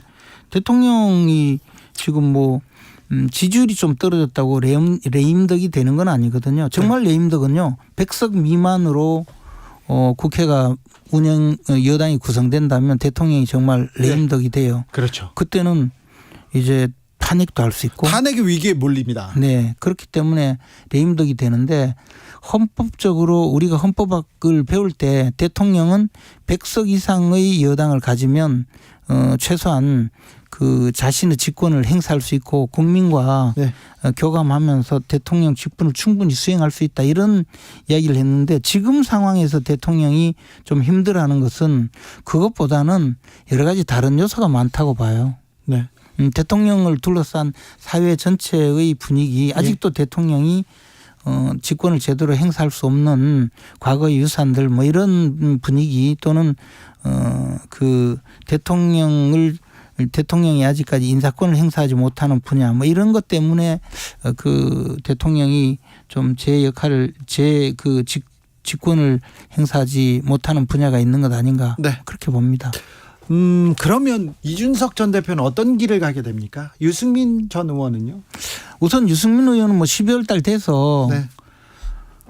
거취를 정하겠다 그랬는데 뭐 회사원이 12월 달 되면 제가 퇴사할지 아닐지 결정하겠습니다. 이렇게 이야기하면 회사에 있는 분들은 저분이 그때가 그 회사에서 정말 필요한 분이라면 좀 붙들려고 하겠지만 그게 아니고 회사에서 이제 기술을 빼가지 않을까 또는 뭐 회사 돈을 또 빼가지 않을까 이런 걱정만 하지 않겠어요? 아, 그렇습니까 지금? 아니 오히려 그렇지 않겠습니까? 근데 유승민 의원에 대해서는 아마 그런 12월 달에 나갈지 말지 결정하겠다면 그런 시각이 될 거고 이준석 대표도 사실 지금까지는 나는 이 당을 나가지 않는다고 계속 공언을 했는데 어제 인터뷰하는 거 보니까 뭐 거치는 추후에 뭐 정하겠다 이런 이야기로 좀 달라졌어요. 네. 그래서 점점 생각이 좀 달라지는구나 그런 느낌을 보고 있죠. 아, 나가서 신당 차린다.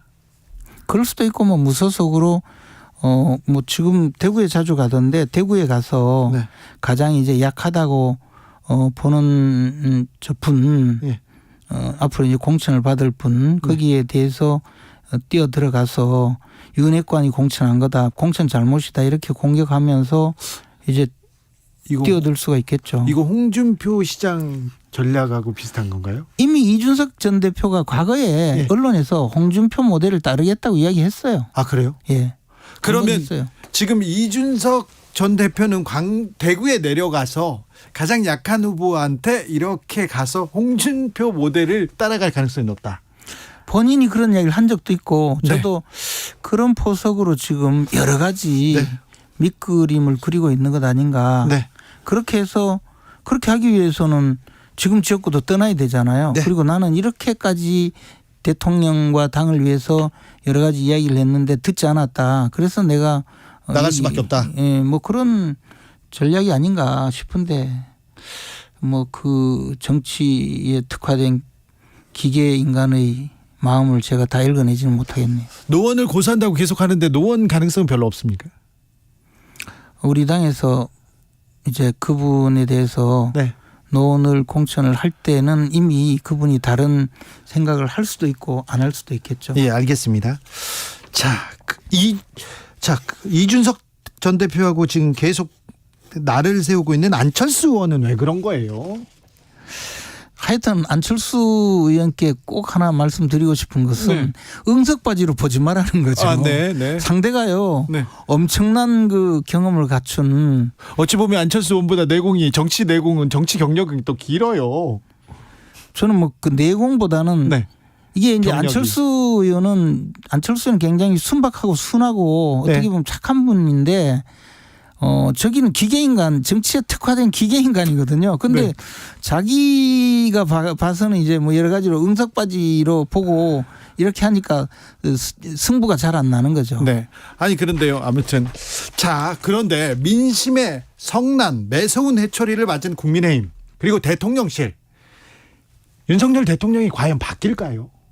대통령은 당연히 이미 바뀌고 있죠. 바뀌고 있다고요? 바뀌고 어떻게 바뀌고 있어요? 아니 여러 가지 그 국민과 좀 더 소통하고 대화하도록 하자고 지시도 하고 그러죠. 근데 이런 모습이 이게 이제 사실 정당도 그렇고 뭐 대통령실이나 정부도 그렇고 일종의 말하자면 국민이 보기에는요. 꼭 항공모함 같이 크게 보여요. 그래서 이게 이제 방향을 트는 걸로 느껴질 때는 굉장히 오랜 시간이 걸린단 말이죠. 그렇죠. 근데 또 틀 때는 확 트는데 이게 안 보여요. 지금은 국민들은. 아니 항공모함이 방향을 확 틀 수 있겠어요? 안 틀려요. 그래요? 그리고 거기에 또 많은 모습이 있고 그래서 저는 그런 면에서 이 이슈를 조금 이제 여러 가지 이슈를 좀 제안을 하는 것이 대통령실과 민생, 경제 이런 쪽으로 이것이 이제 뭐 정부에서 이슈도 제안하고 보다 큰 아젠다를 제안할 필요가 있다고 봐요. 예컨대 이제 지금 시계추가 너무 저 문재인 정권 때는 너무 왼쪽으로 가 있었다 이 시계추가. 그래서 이것을 정상으로 돌리려고 풀어놓으니까 시계추가 오른쪽으로 확 갔다가 지금 오른쪽 끝까지 올라갔다가 왼쪽으로 왔다 갔다 하니까 정상적인 나라가 지금 되어가는 과정이다. 그래서 이 정상 국가화해가는 과정이니까 조금 혼란스러워 보이지만 모든 사회의 모든 국면을 정상 국가로 만들겠다라고 좀 더 아젠다를 좀 풀어주시는 것이 그러면서 설명을 해가면 좀 나을 것 같다는 느낌이 들어요. 아무튼 국민의힘은 이 성남 민심을 봤어요. 오히려 보면 보약이 또 될 수도 있어요. 또 이제 잘한다면 이제 민생으로 경제를 챙기고 국민한테 간다면 그렇죠. 돌아앉은 국민들한테 간다면 그렇죠. 네. 그렇게 되도록 해야죠. 되도록 해야죠. 예. 국민의힘 바뀌고 있습니까? 근데 제가 이제 당원권 정지 중이어서 네. 요즘 당 사정을 몰라요. 아 그래요? 지금껏 얘기해놓고 또 모르신대요. 그런데 자 KBS는 한국 방송인가 북한 방송인가 왜 좌파로 도배하느냐 이러면서 좌파 방송만 내내 하고 있다. 그런데요 너무 조금 거칠어요. 북한 방송이냐고요. 북한 방송까지는 좀 심했고 네. 회사 이름 한국 방송인데. 한국 방송이잖아요. 국민의 방송인데. 근데 이제 조금 오해받을 또 방송도 하기는 했어요. 오해받다니요. 조금. 왜 저를 보세요. 1918님 김재원 최고께 하나 질문 있습니다. 주진우 라이브 편파 방송한다고 생각하십니까? 그러면 제가 안 나오죠. 아 그렇죠. 네. 근데 네.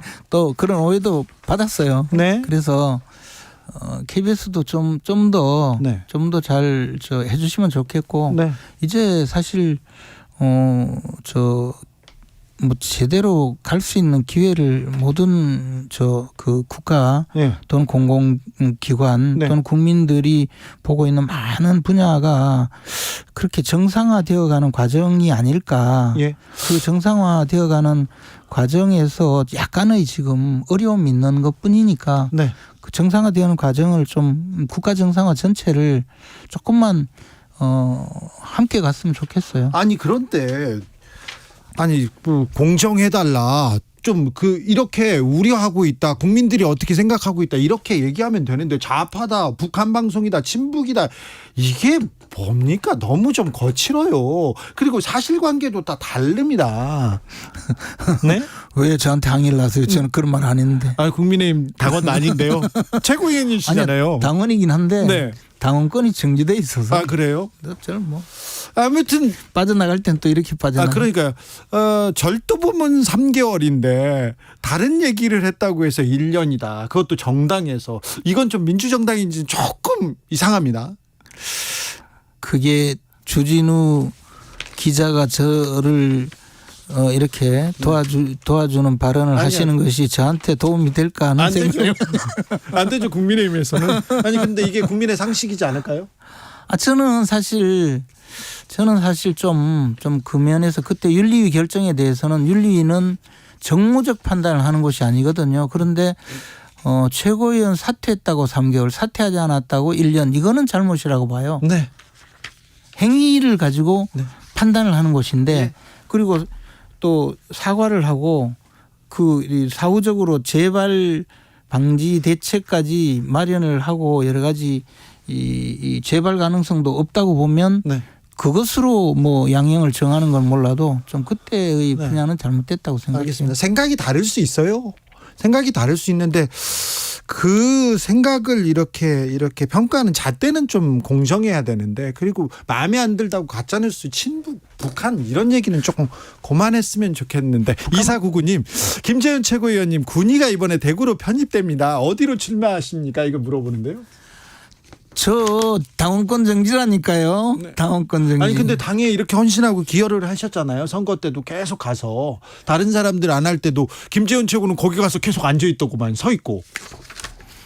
자꾸 제가 오해받도록 주진우 기자가 저 편들지 마세요. 알겠습니다. 네. 여기까지 하겠습니다. 국민의힘 김재원 최고위원이었습니다. 감사합니다. 고맙습니다. 정치 피로, 사건 사고로 인한 피로, 고달픈 일상에서 오는 피로. 오늘 시사하셨습니까? 경험해보세요. 들은 날과 안 들은 날의 차이. 여러분의 피로를 날려줄 저녁 한 끼 시사. 추진우 라이브.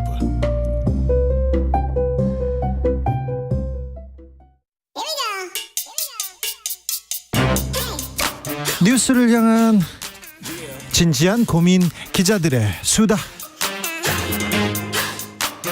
라이브 기자실을 찾은 오늘의 기자는 은지혁이요. 시사인 김은지입니다. 자, 국감이 뜨겁습니다.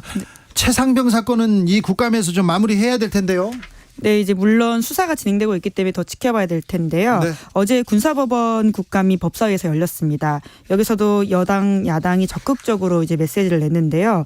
야당에서는 이제 박정훈 대령이 작성한 내부 문건을 언급하면서 윗선의 개입 여부에 대해서 계속해서 문제 제기를 했습니다. 네. 이제 뿐만 아니라 이제 정부 여당이 항명이다라는 식의 이야기를 하는데 그렇다면 그런 사람을 수사단장으로 임명하는 게 말이 되느냐라는 식의 지적을 하기도 했었고요. 예. 그리고 이제 보고받고 구체적인 내용을 파악한 해병대 1사단장에 대해 과오가 있었다라고 하는 것이 어떻게 항명일 수 있느냐라는 지적을 했는데 네. 이에 대해서 신원식 국방부 장관은 이제 박 대령이 거짓말쟁이다라는 취지의 반박을 했습니다. 그런데 문건에 BH 그리고 VIP 이런 내용이 나왔잖아요. 통상적으로 VIP라는 이런 문건은 대통령 의미하지 않습니까?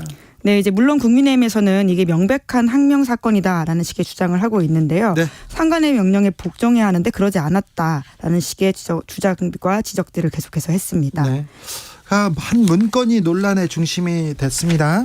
네, 이종섭 전 장관 재임 시절이었던 지난 10월 4일 공개된 문건인데 네. 제목이 해병대 순직사고 조사 관련 논란에 대한 진실이라고 하는 것이거든요. 네. 이에 대해서 김영배 민주당 의원은 이제 이 전 장관이 사실과 다른 문건을 만들도록 지시했다라는 지적을 하면서 이것이 제2의 댓글 조작 사건처럼 지시한 거 아니냐라는 식의 주장을 하기도 했습니다. 네. 이에 대해서 국방부는 이제 순직 해병대 상병 사건과 관련해서 국방부에서 공식적으로 발표한 내용을 종합해서 정리한 것뿐이다라는 식의 반박을 했고요. 다음 뉴스로 가볼까요? 네, 1,000명이 넘는 소방관이 이태원 참사 트라우마에 시달렸다라고 합니다. 이태원 참사 1년이 가까이 다가오는데 이렇게 힘드셨군요. 얼마나 많은 사람들이요? 예, 1,316명이 1,316명이나요? 예, 치료나 관리를 받았다라고 하는데요. 10월 29일 다가오는데 1년 동안 그렇게 현장에서 헌신했던 소방관들은 아주 고생했다라는 것을 알 수가 있습니다. 국가가 좀 적극적으로 나서서 이거 좀 치료에 매달려야 될 것 같습니다. 네, 이제 물론 오는 2025년까지 국립소방병원 문 연다라고 하고요. 뭐 여러 가지 지원들이 있긴 합니다만은 이제 가장 본질적으로는 이런 외상 후 스트레스 장애를 공무상 재해로 인정해야 된다라는 지적도 나오고 있고요. 공무상 재해 맞잖아요. 네, 이제 뿐만 아니라 이제 현장이 원하는 지원과는 좀 거리가 있는 것들이 지금 지원되고 있다라는 지적도 나오고 있습니다. 특히나 이제 심리 치료 받고 싶어도 네. 다른 동료에게 이제 부담이 되거나 업무 부담이 더 올라갈 수도 있기 때문에 그러니까요. 제때 치료받지 못하는 사례가 많다라는 지적이 있는데요. 근데 이거 소방관 인력 부족하다 이 얘기는 계속 나왔지 않습니까? 네, 그렇습니다. 결국 그 문제로 좀 바라봐야지 본질적으로 이제 국가를 위해 희생하고 시민들에게 다가가는 소방관들 처우가 개선될 수 있다라고 볼 수 있는데요. 네. 특히나 이제 과부하가 극심한 곳이 서울 지역이라고 합니다. 소방관 한 명당 담당하는 인원이 전국 평균 800명이라고 하는데요. 서울은 1,300명 수준이라고 하거든요. 이러한 상황이 좀 개선되지 않으면 사실 시민의 안전에 피해가 된다라고 하는 것을 우리가 좀 알 필요가 있을 것 같습니다. 마지막으로 만나볼 뉴스는요? 네, 이스라엘 하마스 전쟁으로 미국 대학가가 갈렸다라고 합니다. 네.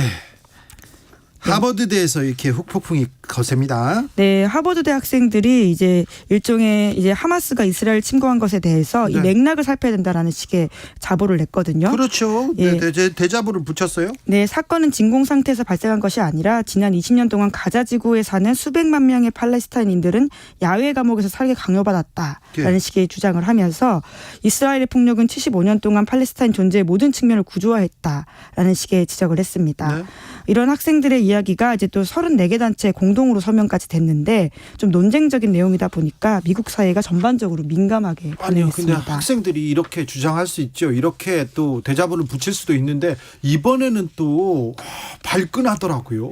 네, 이제 뭐 우선은 이제 하마스의 테러라고 하는 지점들이 분명히 있기 때문인데요. 네. 이제 하버드 총장 같은 경우에는 이제 하마스가 자행한 테러리스트의 만행을 규탄하는 데는 의심의 여지가 없다라고 공식적으로 밝혔는데 이제 그것이 부족하다라는 식의 지적들이 계속 나오다 보니까 더욱더 이 상황이 번지고 있는 것인데요.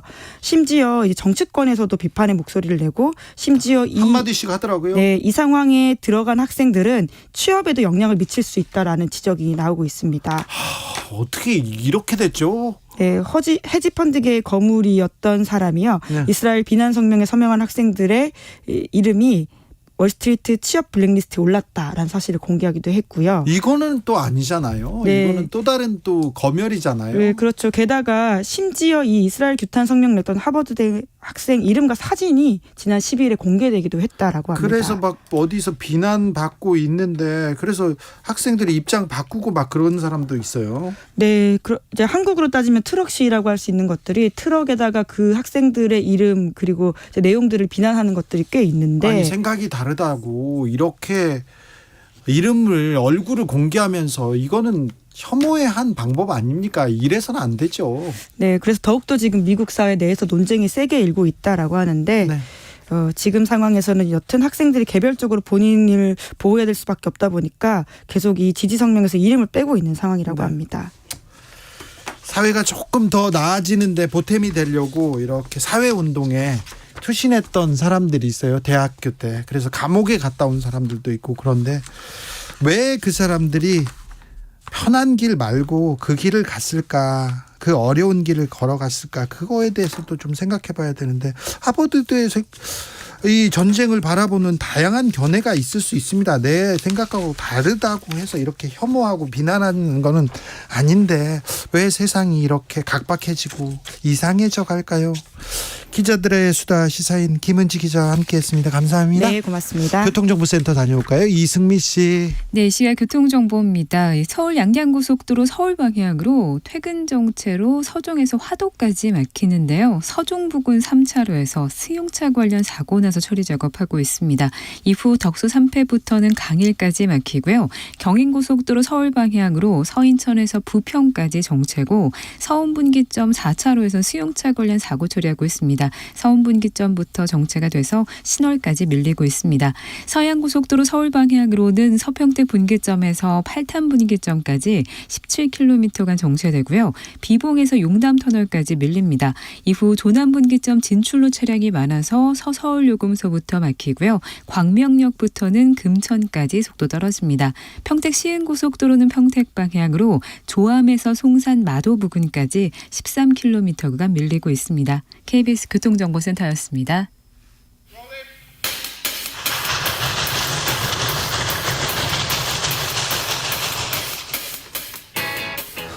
오늘도 열심히 돌아갑니다. 정치발전소 장앤장. 정치평론부의 최고수 두 분입니다. 장성철 공론센터 소장 어서 오세요. 네, 안녕하십니까. 장윤선 정치전문기자 어서 오세요. 네, 안녕하십니까. 바쁘시죠? 요새 편의점 하나 열어가지고 네. 너무 바쁜데 장사는 잘 안 돼요. 네. 아유, 잘 근데 됐어요. 아주 잘 되고 있어요. 네? 아니에요. 구독자도 금방금방 늘고. 아이고, 장 소장님 좀 더 구독 아직 안 했죠? 10만 되면 합니다. 아, 정말. 자, 강서구청장 보궐선거 끝났고요. 국민의힘은 김기현을 외치면서 단결하자 이렇게 얘기합니다. 자, 근데 국민의힘 어떻게 돌아갑니까? 국민의힘 죄송해요. 너무하시네요. 그러니까 그렇게 얘기하면 안 되고 근데 진짜 제가 오늘 그 비례초선 최승재 의원 인터뷰를 했거든요. 근데 어제 장 소장님 저녁 방송에서 하신 말씀하고 비슷한 얘기하는데 굉장히 유명한 친윤들에서 덜 유명한 친윤들로 바뀐 거고 100% 맞는 얘기다. 친윤이다. 안 바뀌었다. 이제 이런 얘기들 하면서 근데 제가 깜짝 놀랐는데 지난 일요일 날 의총이 있었잖아요. 네. 의총에서 굉장히 다양한 얘기들이 나왔나 봐요. 네. 근데 그 중에서 대통령을 민주당 용병에 비유를 했다는 거예요. 아, 그래요? 깜짝 놀랐어요. 민주당 오늘 사람이다. 그렇죠. 민주당에서 건너온 사람이다. 누가요? 아니 그 의총장에서 나온 발언이라고 이제 최승재 의원이 얘기를 오늘 인터뷰에서 했는데 그러니까 예컨대 민주당에서 꼬았는데 네. 그랬는데 우리 당이 지금 새롭게 역사를 쓰자고 했는데 과연 체질이 바뀌었다고 말할 수 있는 거냐. 네. 이러면 제대로 된 거라고 볼 수 없다라는 얘기를 했는데 실제로 전체 의원이 한 80에서 90%가 영남 출신들이잖아요. 네. 그러니까 수도권 민심하고 좀 괴리가 있고 어떤 중요한 변화, 그러니까 말로는 변화한다고 하는데 실제로 국민의힘 체질 개선에 안 됐다. 체질 개선이. 그러니까 네. 사실상 이준석 대표 시절에 새로운 젊은 당대표를 세워서 뭔가 바꾸려고 시도했으나 결국 무의로 돌아간 이 상황이기 때문에 지금 큰일 났다. 내부에서 특히 수도권 큰일 났다 이런 얘기 하고 있다고 합니다. 장성철 소장님? 난장판이죠, 한마디로. 네. 저보다 더 센 얘기를 했어요. 패배의 원인에 대한 진단이 잘못됐고 네. 진단이 잘못됐기 때문에 처방이 잘못됐다라고 볼 수밖에 없습니다. 윤석열 대통령에 대한 심판의 성격이 강했는데 윤석열 대통령에게 더욱더 충성하는, 그렇게 우리 일치단결하자, 윤석열 대통령은 잘하고 있다, 이런 얘기가 나오고 있잖아요. 민심을 잘못 읽어도 너무 잘못 읽고 있다. 이렇게 미봉책으로 사태를 수습할 수 있다고 생각하는 그 정신력이 저는 대단하다, 그렇게 네. 말씀드려요. 근데 저는 참 지금 이준석 대표가 타깃이 되고 있잖아요. 네. 국민의힘의 젊은 최고위원들이 이준석 대표 그리고 이제 안철수 의원도 마찬가지인데 이게 제가 보기엔 공격 포인트가 좀 잘못돼 있는 거 아닌가. 그러니까 내부에서 좀 성찰하고 과연 우리가 17.15%나 되는 큰 득표 차이를 보이고 본인들이 뭐 5%, 10% 얘기했잖아요. 그에 비하면 더블 스코어 정도 되는 건데 아무런 반성도 안 하고 그냥 네 탓이야, 너 때문에 졌어라고 방향을 이상한 방향으로 우회를 하고 있기 때문에 국민적 공감대도 형성이 전혀 안 되는 것 같아요. 반응들이 전 상당히 웃겨요. 정진석 전 비대위원장 같은 경우엔 아깝다. 우리가 송파에서 선거가 있었으면 이겼을 텐데 강서에서 있어가지고 하필 우리가 졌다. 이런 반응. 유상범 전 수석 대변인 같은 경우에는 우리가 10% 차이로 질 거는 우리가 알고 있었는데 당에서 총력 대응해가지고 30% 정도로 질 것 같았지만 네. 우리가 17.15% 차이로 많이 줄여놨다. 선방했다. 자기네들이 노력해서. 그리고 히딩크에도 비유했어요. 히딩크 원래 월드컵 나가기 전에 5대 0이라는 별명이 있었지 않았느냐. 우리도 히딩크처럼 본선에 나가서 선전할 수 있다. 이런 얘기를 하는데 그런 인식을 갖고 있는 분들이 과연 사태를 잘 수습할 수 있을까? 저는 아직도 회의적입니다. 한 가지만 더 보태면 부정선거 의혹도 제기했다는 거잖아요. 그러니까 선관위 투개표가 네. 전 세계적으로 비교할 때 상당히 문제가 많고 북한의 해킹 이런 거 우려된다라고 한 분이 바로 이만희 의원이라는 거예요. 근데 이만희 의원이 사무총장이 됐잖아요. 그러니까 부정선거 의혹을 제기한 분이 물론 이제 경찰을 오래 하셨고 굉장히 점잖게 문제 제기 행안이기도 하고 뭐 이렇게 등등 얘기를 하고 있긴 합니다만 눈물이 나는 거죠. 장 소장님은 지금 울고 있어요. 그러니까 제가 보기에는 그리고 이제 실제로 의원들이 그런 얘기를 많이 했다는 거예요. 그러니까 사실 핵심은 공천이잖아요. 그래서 내년 공천 어떻게 할 거냐 이게 핵심인데 100% 오픈 프라이머리로 해라. 그거를 보장하면 김기현 지도부 재신임 하겠다라고 얘기를 했대요. 네. 그런데 김기현 대표가 끝까지 답을 하지 않았다는 거예요. 그런데 100% 오픈 프라이머리를 하게 되면 실제로 대통령이 가져갈 수 있는 공천 지분이라는 게 없어지게 되는 거, 0%가 되는 거거든요. 그러니까 이게 가능한 구도로 가야 국민의힘이 사실상 여당이 대통령으로부터 독립했다 이런 독립선언이 가능한데 그게 아니라고 한다면 여전히 대통령에 의해서 왔다 갔다 하는. 그래서 제가 그걸 물어봤어요. 그러면 내년 총선에서 대통령 사진 걸고 선거운동할 후보 많겠냐. 그랬더니 그냥 웃더라고요. 그러니까 대통령제 하에서 집권 여당이 이렇게 수평적인 당청 관계 없어요. 쉽지 않죠. 네, 당연히 쉽지 않죠. 수직적인 그런 당청 관계가 될 수밖에 없는데 네. 일단은 윤석열 대통령께서 공천권을 완벽하게 장악을 해서 행사한다라는 의심이 있잖아요. 네. 아닌 척해야 되는데. 그러니까. 네, 근데 그런 것들에 대해서는 좀 대통령실에서 네. 좀 다른 방식으로 문제 해결하는 것이 옳지 않겠느냐. 네. 대통령에게도 좋지 않아요. 그거를 그냥 투박하신 분 이렇게 표현을 하더라고요. 국민의힘 의원들은. 솔직하다. 뭐 그렇게 얘기를 하는데 사실 이게 동의할 수 있는 워딩인지는 모르겠어요. 정치적은 또 그렇게 해석합니다. 네. 근데 여러 이 새로 중용된 인사 중에 김성원 국민의힘 여의도 연구원장. 수혜망원. 네. 저는 싱크탱크. 아무리 사람이 없다 손 치더라도 1년 이제 된 거잖아요. 네. 작년 그 수해 나서 난리 났을 때 네. 사진 좀 잘 찍어보자고 얘기하는 그런 분을 여의도 연구원장에 앉히면 어떤 전략이 나오겠습니까? 그러면 국민들에게 대충 눈속임해서 사진이나 찍어서 보여주는 방식으로의 정책이 귀결된다면 그 당 국민들이 찍겠어요? 제가 보기에는 완전한 패착 잘못된 인사라고 생각합니다. 그러니까 수도권이기 때문에 들어간 것 같아요. 매서운 민심을 확인했어요. 회초리를 맞았어요. 그러면 국민의힘은 바뀌겠습니다. 쇄신하겠습니다. 국민의 목소리를 듣겠습니다. 이렇게 해야 될 거 아니에요. 얘기는 그렇게 하고 있죠.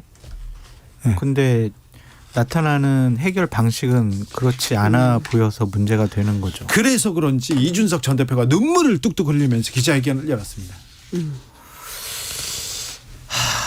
그러니까 제가 이렇게 비유를 하는데, 그러니까 고시에 합격시키기 위해서 그 애인이 열심히 이렇게 뒷받침을 한 거죠. 네. 뒷바라지를 한 거예요. 네. 아침에 일어나서 밥도 해주고 빨래도 해주고, 그다음에 이제 어렵다고 기가 죽어 있을 때 위로도 해주고. 빨래까지는 안 해줬을 수도 있어요. 네. 그리고 뭐 돈 벌기 위해서 아르바이트 해가지고 책 살 돈도 주고 간식비도 주고. 네, 열심히 했는데 이 남자가 딱 고시 합격하고 난 다음에 그냥 이 여인에 대해서 되게 냉정하고 차갑게 그냥 버리는 듯한 모습을 보이는 거죠. 네. 이준석 대표는 그때 대선 때 코로나 걸려가지고 힘들어하는 과정 중에서도 막 전라남도 무슨 섬에까지도 혼자 들어가서 거기 있는 주민분들과 노래 부르고 춤추면서 이준석을 위해서 열심히 득표활동을 했단 말이에요. 이준석을 위해서? 윤석열을 위해서? 후보를 위해서. 네. 그리고 지방선거도 이긴 당대표란 말이에요.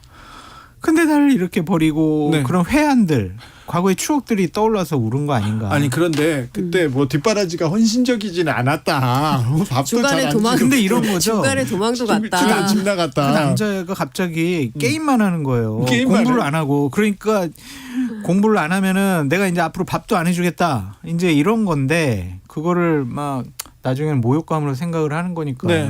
근데 이제 좀 구분을 해야 될 것 같아요. 그러니까 제가 이준석 캠프 관계자에게 물었더니 윤석열 대통령과 헤어질 결심이지 국민의힘과 헤어질 결심은 아니다. 이제 이런 얘기를 해요.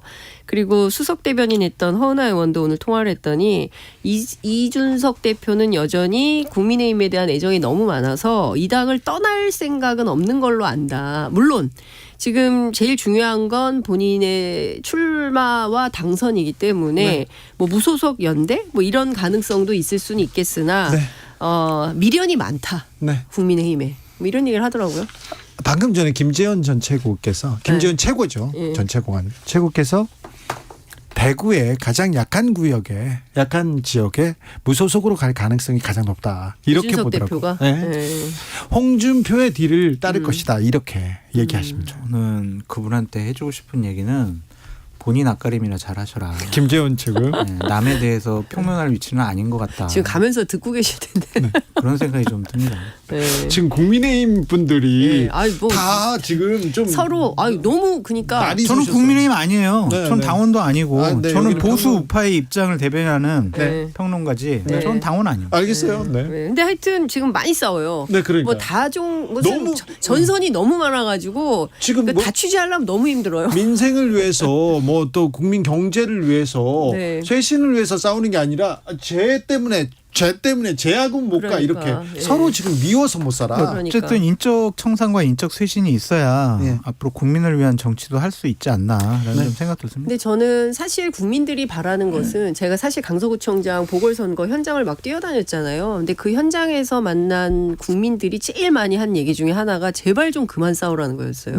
뭐 때문에 그렇게 싸우냐? 그만 싸우라라는 얘기하고 그다음에 지금 먹고 살기 힘들어 죽겠는데 정말 당장 이 고물가 때문에 시장 가기가 겁나는데 도대체 정치인들은 그냥 맨날 표 달라고 할 때는 뭐 무슨 뭘 해결하겠다 뭘 하겠다 막 이렇게 난리를 치는데 실제로 해결된 건 하나도 없다. 심지어 내발산동에 한 곳은 재래시장에 그 빗물바지가 있고 예산이 없어가지고 한쪽은 빗물바지가 없다는 거예요. 그러니까 이런 거라도 좀 해결해라라는 얘기를 국민의힘 중진이 들었다는 거예요. 민주당 진교훈 구청장이 이제 해결해야 될 문제다. 그렇긴 생각이 하지만 들고 하여튼 뭐 문제가 심각한 것 같아요. 정치인들이 왜 싸우냐면요. 지들은 이제 먹고 살만해서 그런 거예요. 고자진들 9명이 있지. 도박 월급 나오지. 그렇죠. 자기 밥그릇만 챙기면 되니까. 그러니까 자꾸 정치 혐오가 많아지는 것 같아요. 그러니까요. 지금은 국민의힘 정부 여당이 책임이 있다. 해서 정부 여당이 회초리를 들었어요. 뭐 민주당도 잘하는 건 아니다. 하지만 윤석열 잘해라. 지금 회초리를 들었는데 자. 정치자 댓글에 계속 양당 다 정신 차려야 된다. 이런 말이 가장 많습니다. 그런데 어떤 당이 정신을 차릴까요? 어떤 당이 먼저 정신을 차리겠냐. 기대하지 마세요. 둘 다 정신 못 차려요. 둘 다요? 네. 계속 쟤네들이 더 나빠 이 얘기만 할까요? 네, 그 당의 특징이 뭐냐면 어려울 때는 그냥 막 무릎 꿇고 울면서 저희들 한 번만 더 기회 주세요 막 이러는데 약간만 좀 자신들이 유리한 위치에 갔다 그러면 또 옛날에 나쁜 버릇들이 나오는 거예요. 교만해지고 오만해지고. 네. 그런데 지금 두 당 다 우리는 잘못했습니다. 우리가 쇄신하겠습니다. 한 번만 기회를 주세요. 이런 당은 없는 것 같아요. 그러니까 아직도 지금 여론조사 해보면 두 당 비등비등하잖아요. 여론조사 해보면. 아니 근데 저는 그러니까 서로 착각에 빠져 있죠. 아니 근데 졌잖아요 이번에 선거에서. 그렇죠. 국민의힘은 심판을 받은 거고요. 그러면 민주당은 안전하냐? 그렇진 않죠. 민주당도 언제든지 잘못하면 회초리를 들 거고 그 회초리 맞을 수 있기 때문에 똑바로 잘해야 된다라는 내부 경각심과 경고가 상당히 있는 건 사실이에요. 왜냐하면 지난 대선에서 졌고 지방선거에서도 아주 크게 졌고 큰 선거는 다 졌어요. 큰 선거는 다 졌기 때문에 내년 총선에서 어떻게 될지 모른다. 요거 한석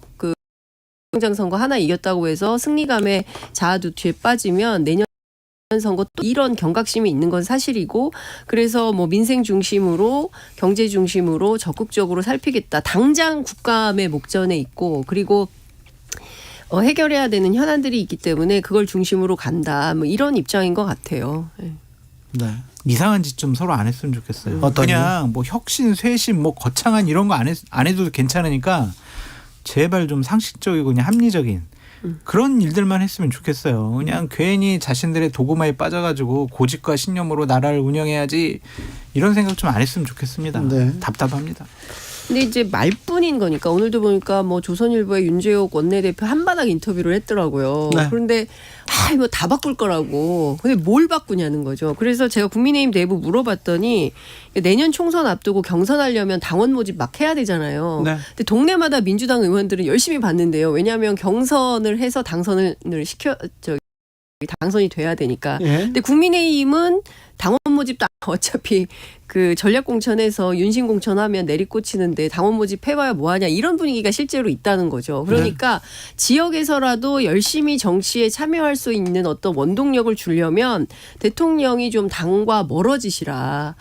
그리고 자꾸 개입하고 뭐 가이드라인을 준다거나 뭐 비대위원장은 뭐 그리고 뭐 김기현 대표 체제는 뭐 계속되어야 된다. 이런 식의 이 관계자발 워딩을 계속하면 속박당하잖아요. 네. 국민의힘을 좀 자유롭게 해주시라 이런 말씀 좀 드리고 싶습니다. 3929님께서 퇴근길에 항상 듣습니다. 이 코너 들으려고 퇴근 시간을 조절하고 있습니다. 이 코너 때문에요. 공정한 평론 두 분 감사합니다. 얼마 안 남았으니까 열심히 들으시라 말씀드려요. 네. 얼마 안 남았어요 우리? 국감에서 네. 얼마 안 남았어도 최선을 다해서 주진우 기자 화이팅입니다. 네, 마지막까지 사과나무를 심겠습니다. 국감에서 KBS를 너무 편파적으로 하고 막 북한 방송이냐 얘기하고 좌파로 도배했다. 9시 뉴스도 가짜 뉴스 한다 얘기를 하는데 그런데 조금 주진우 기자 때문에 그런 거 아니에요? 네? 네? 아니 죄송합니다. 네. 뭐 너무 많이 나온 거 찔리잖아요.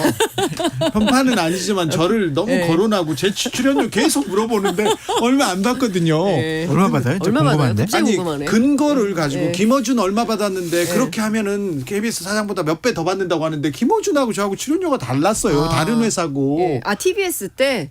예, TBS 때도 그러더니 지금 김어준이 그만둔 지가 언젠데 지금까지 얘기를 하고 있는데 아예 그 통계와 근거가 잘못된 데에서 물어봅니다. 이제 그런 것들은 감내하셨으면 좋겠어요. 제가요? 증거 감내하고 있어요. 그 보수파 쪽에서는 어떤 생각을 갖고 있냐면 주진우 기자님이 문재인 정권 들어서 이 KBS 공영방송의 앵커를 하고 있다. 근데 정권이 바뀌었는데도 계속하고 있다. 어떻게 이런 일이 벌어지냐. 그러니까 제 생각이 아니라 그런 생각을 하는 분들이 있단 말이에요.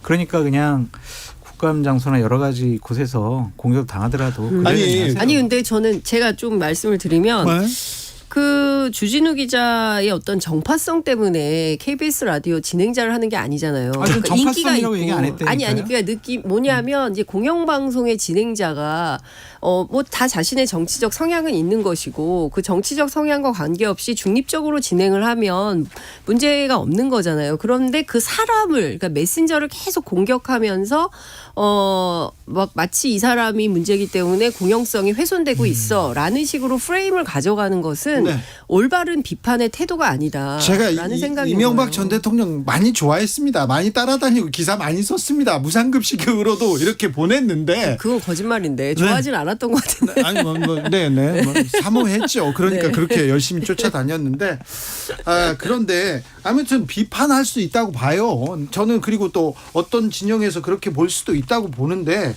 좀 근거는 좀 명확했으면 이게 정확했으면 이게 말도 안 되는 얘기를 아직도 북한 방송 얘기를 여기서 하고 있으면 그건 좀 심하다고 네. 생각해요. 북한 싫어하죠.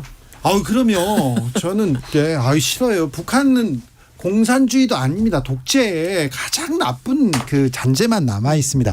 장성철 소장님 언급한 여론조사 저희는 공정과 신뢰 KBS니까 또 얘기해야 됩니다. 한국갤럽이 서울경제신문 의뢰로 12일 13일 조사했습니다. 더불어민주당 지지율은 38.1%, 국민의힘은 33.9%. 다른 여론조사도 볼까요? 리얼미터가 에너지경제신문 의뢰로 10일에서 13일 조사했는데요. 국민의힘 32%, 더불어민주당 50.7%. 자, 두 조사는요. 중앙선거 여론조사심의위원회 홈페이지 참조하시면 됩니다. 자, 비등비등 얘기했을 때 우리는 이렇게 근거를 대야 되는 그런 공정과 신뢰의 방송입니다. 죄송합니다. 아닙니다. 네. 자, 이재명 대표는 재판을 받아요. 네. 뭐 오늘 추가 기소됐어요. 그렇기도 하죠. 그리고 원래 어제 출근을 하려고 하다가 몸이 안 좋아서 그것도 있고 오늘 하루 종일 재판 받아야 되는데 또 왔다 갔다 하다가 더 안 좋아질 수 있어서 아예 그냥 좀 푹 쉬고 몸을 만들어서 나오는 게 낫겠다라고 판단을 했다는 건데 이제 중요한 건 이제 재판이 늘어날 것 같아요. 그러니까 오늘 대장동 위례 성남 FC 이거 세 가지인데 이거 말고도 또 다른 재판이 계속 잡히게 되면 일주일에 2번, 3번 이렇게 그래서 또 이번에는 그동안 사법 리스크였는데 이제 언론에서 재판 리스크라고 워딩을 바꿔가지고 기사들을 쓰고 있더라고요. 근데 오늘 재판 받고 나오면서 그런 얘기를 했더라고요. 재판정에서 50년형 정도 검찰 수사에 따르면 그렇게 받을 수준인데 이런 일을 했겠냐. 10원 한 장 받은 일 없다라고 주장을 하고 있습니다. 재판 과정이 어떻게 될지 좀 지켜봐야 될 것 같습니다. 오늘 국감장에 나오는 서울중앙지검장이 하나하나 다 모두 중대사안이고 구속사안이다 이렇게 또 얘기했더라고요. 검찰에서는 그렇게 얘기할 수밖에 없겠죠. 저희가 조사해 보니까 별 혐의가 없어가지고요. 그래가지고 법원에서 영장이 기각된 것 같습니다. 라고 그렇게 얘기할 수는 없겠죠. 근데 저는 이재명 당대표에게 지속적으로 이제 드리고 있는 말씀인데 본인의 개인적인 일이잖아요. 민주당 당대표로서 했던 잘못들이 아니란 말이에요. 네. 그런 것들은 좀 당대표직을 그만두고 본인이 좀 사법적인 리스크, 재판 리스크를 떨쳐버리고 난 다음에 민주당으로 복귀해서 정치를 하시는 것이 어떨까라는 생각이 들어요. 민주당이 지금 절호의 길을 맞이한 거거든요. 국민의힘 되게 지금 혼란스럽잖아요. 여권 전체가 지금 흔들흔들거린단 말이에요. 전국 주도권을 완벽하게 민주당이 가져갈 수가 있는데 이재명 당대표 재판 또 사법 리스크 이런 얘기 때문에 계속 발목이 잡혀요.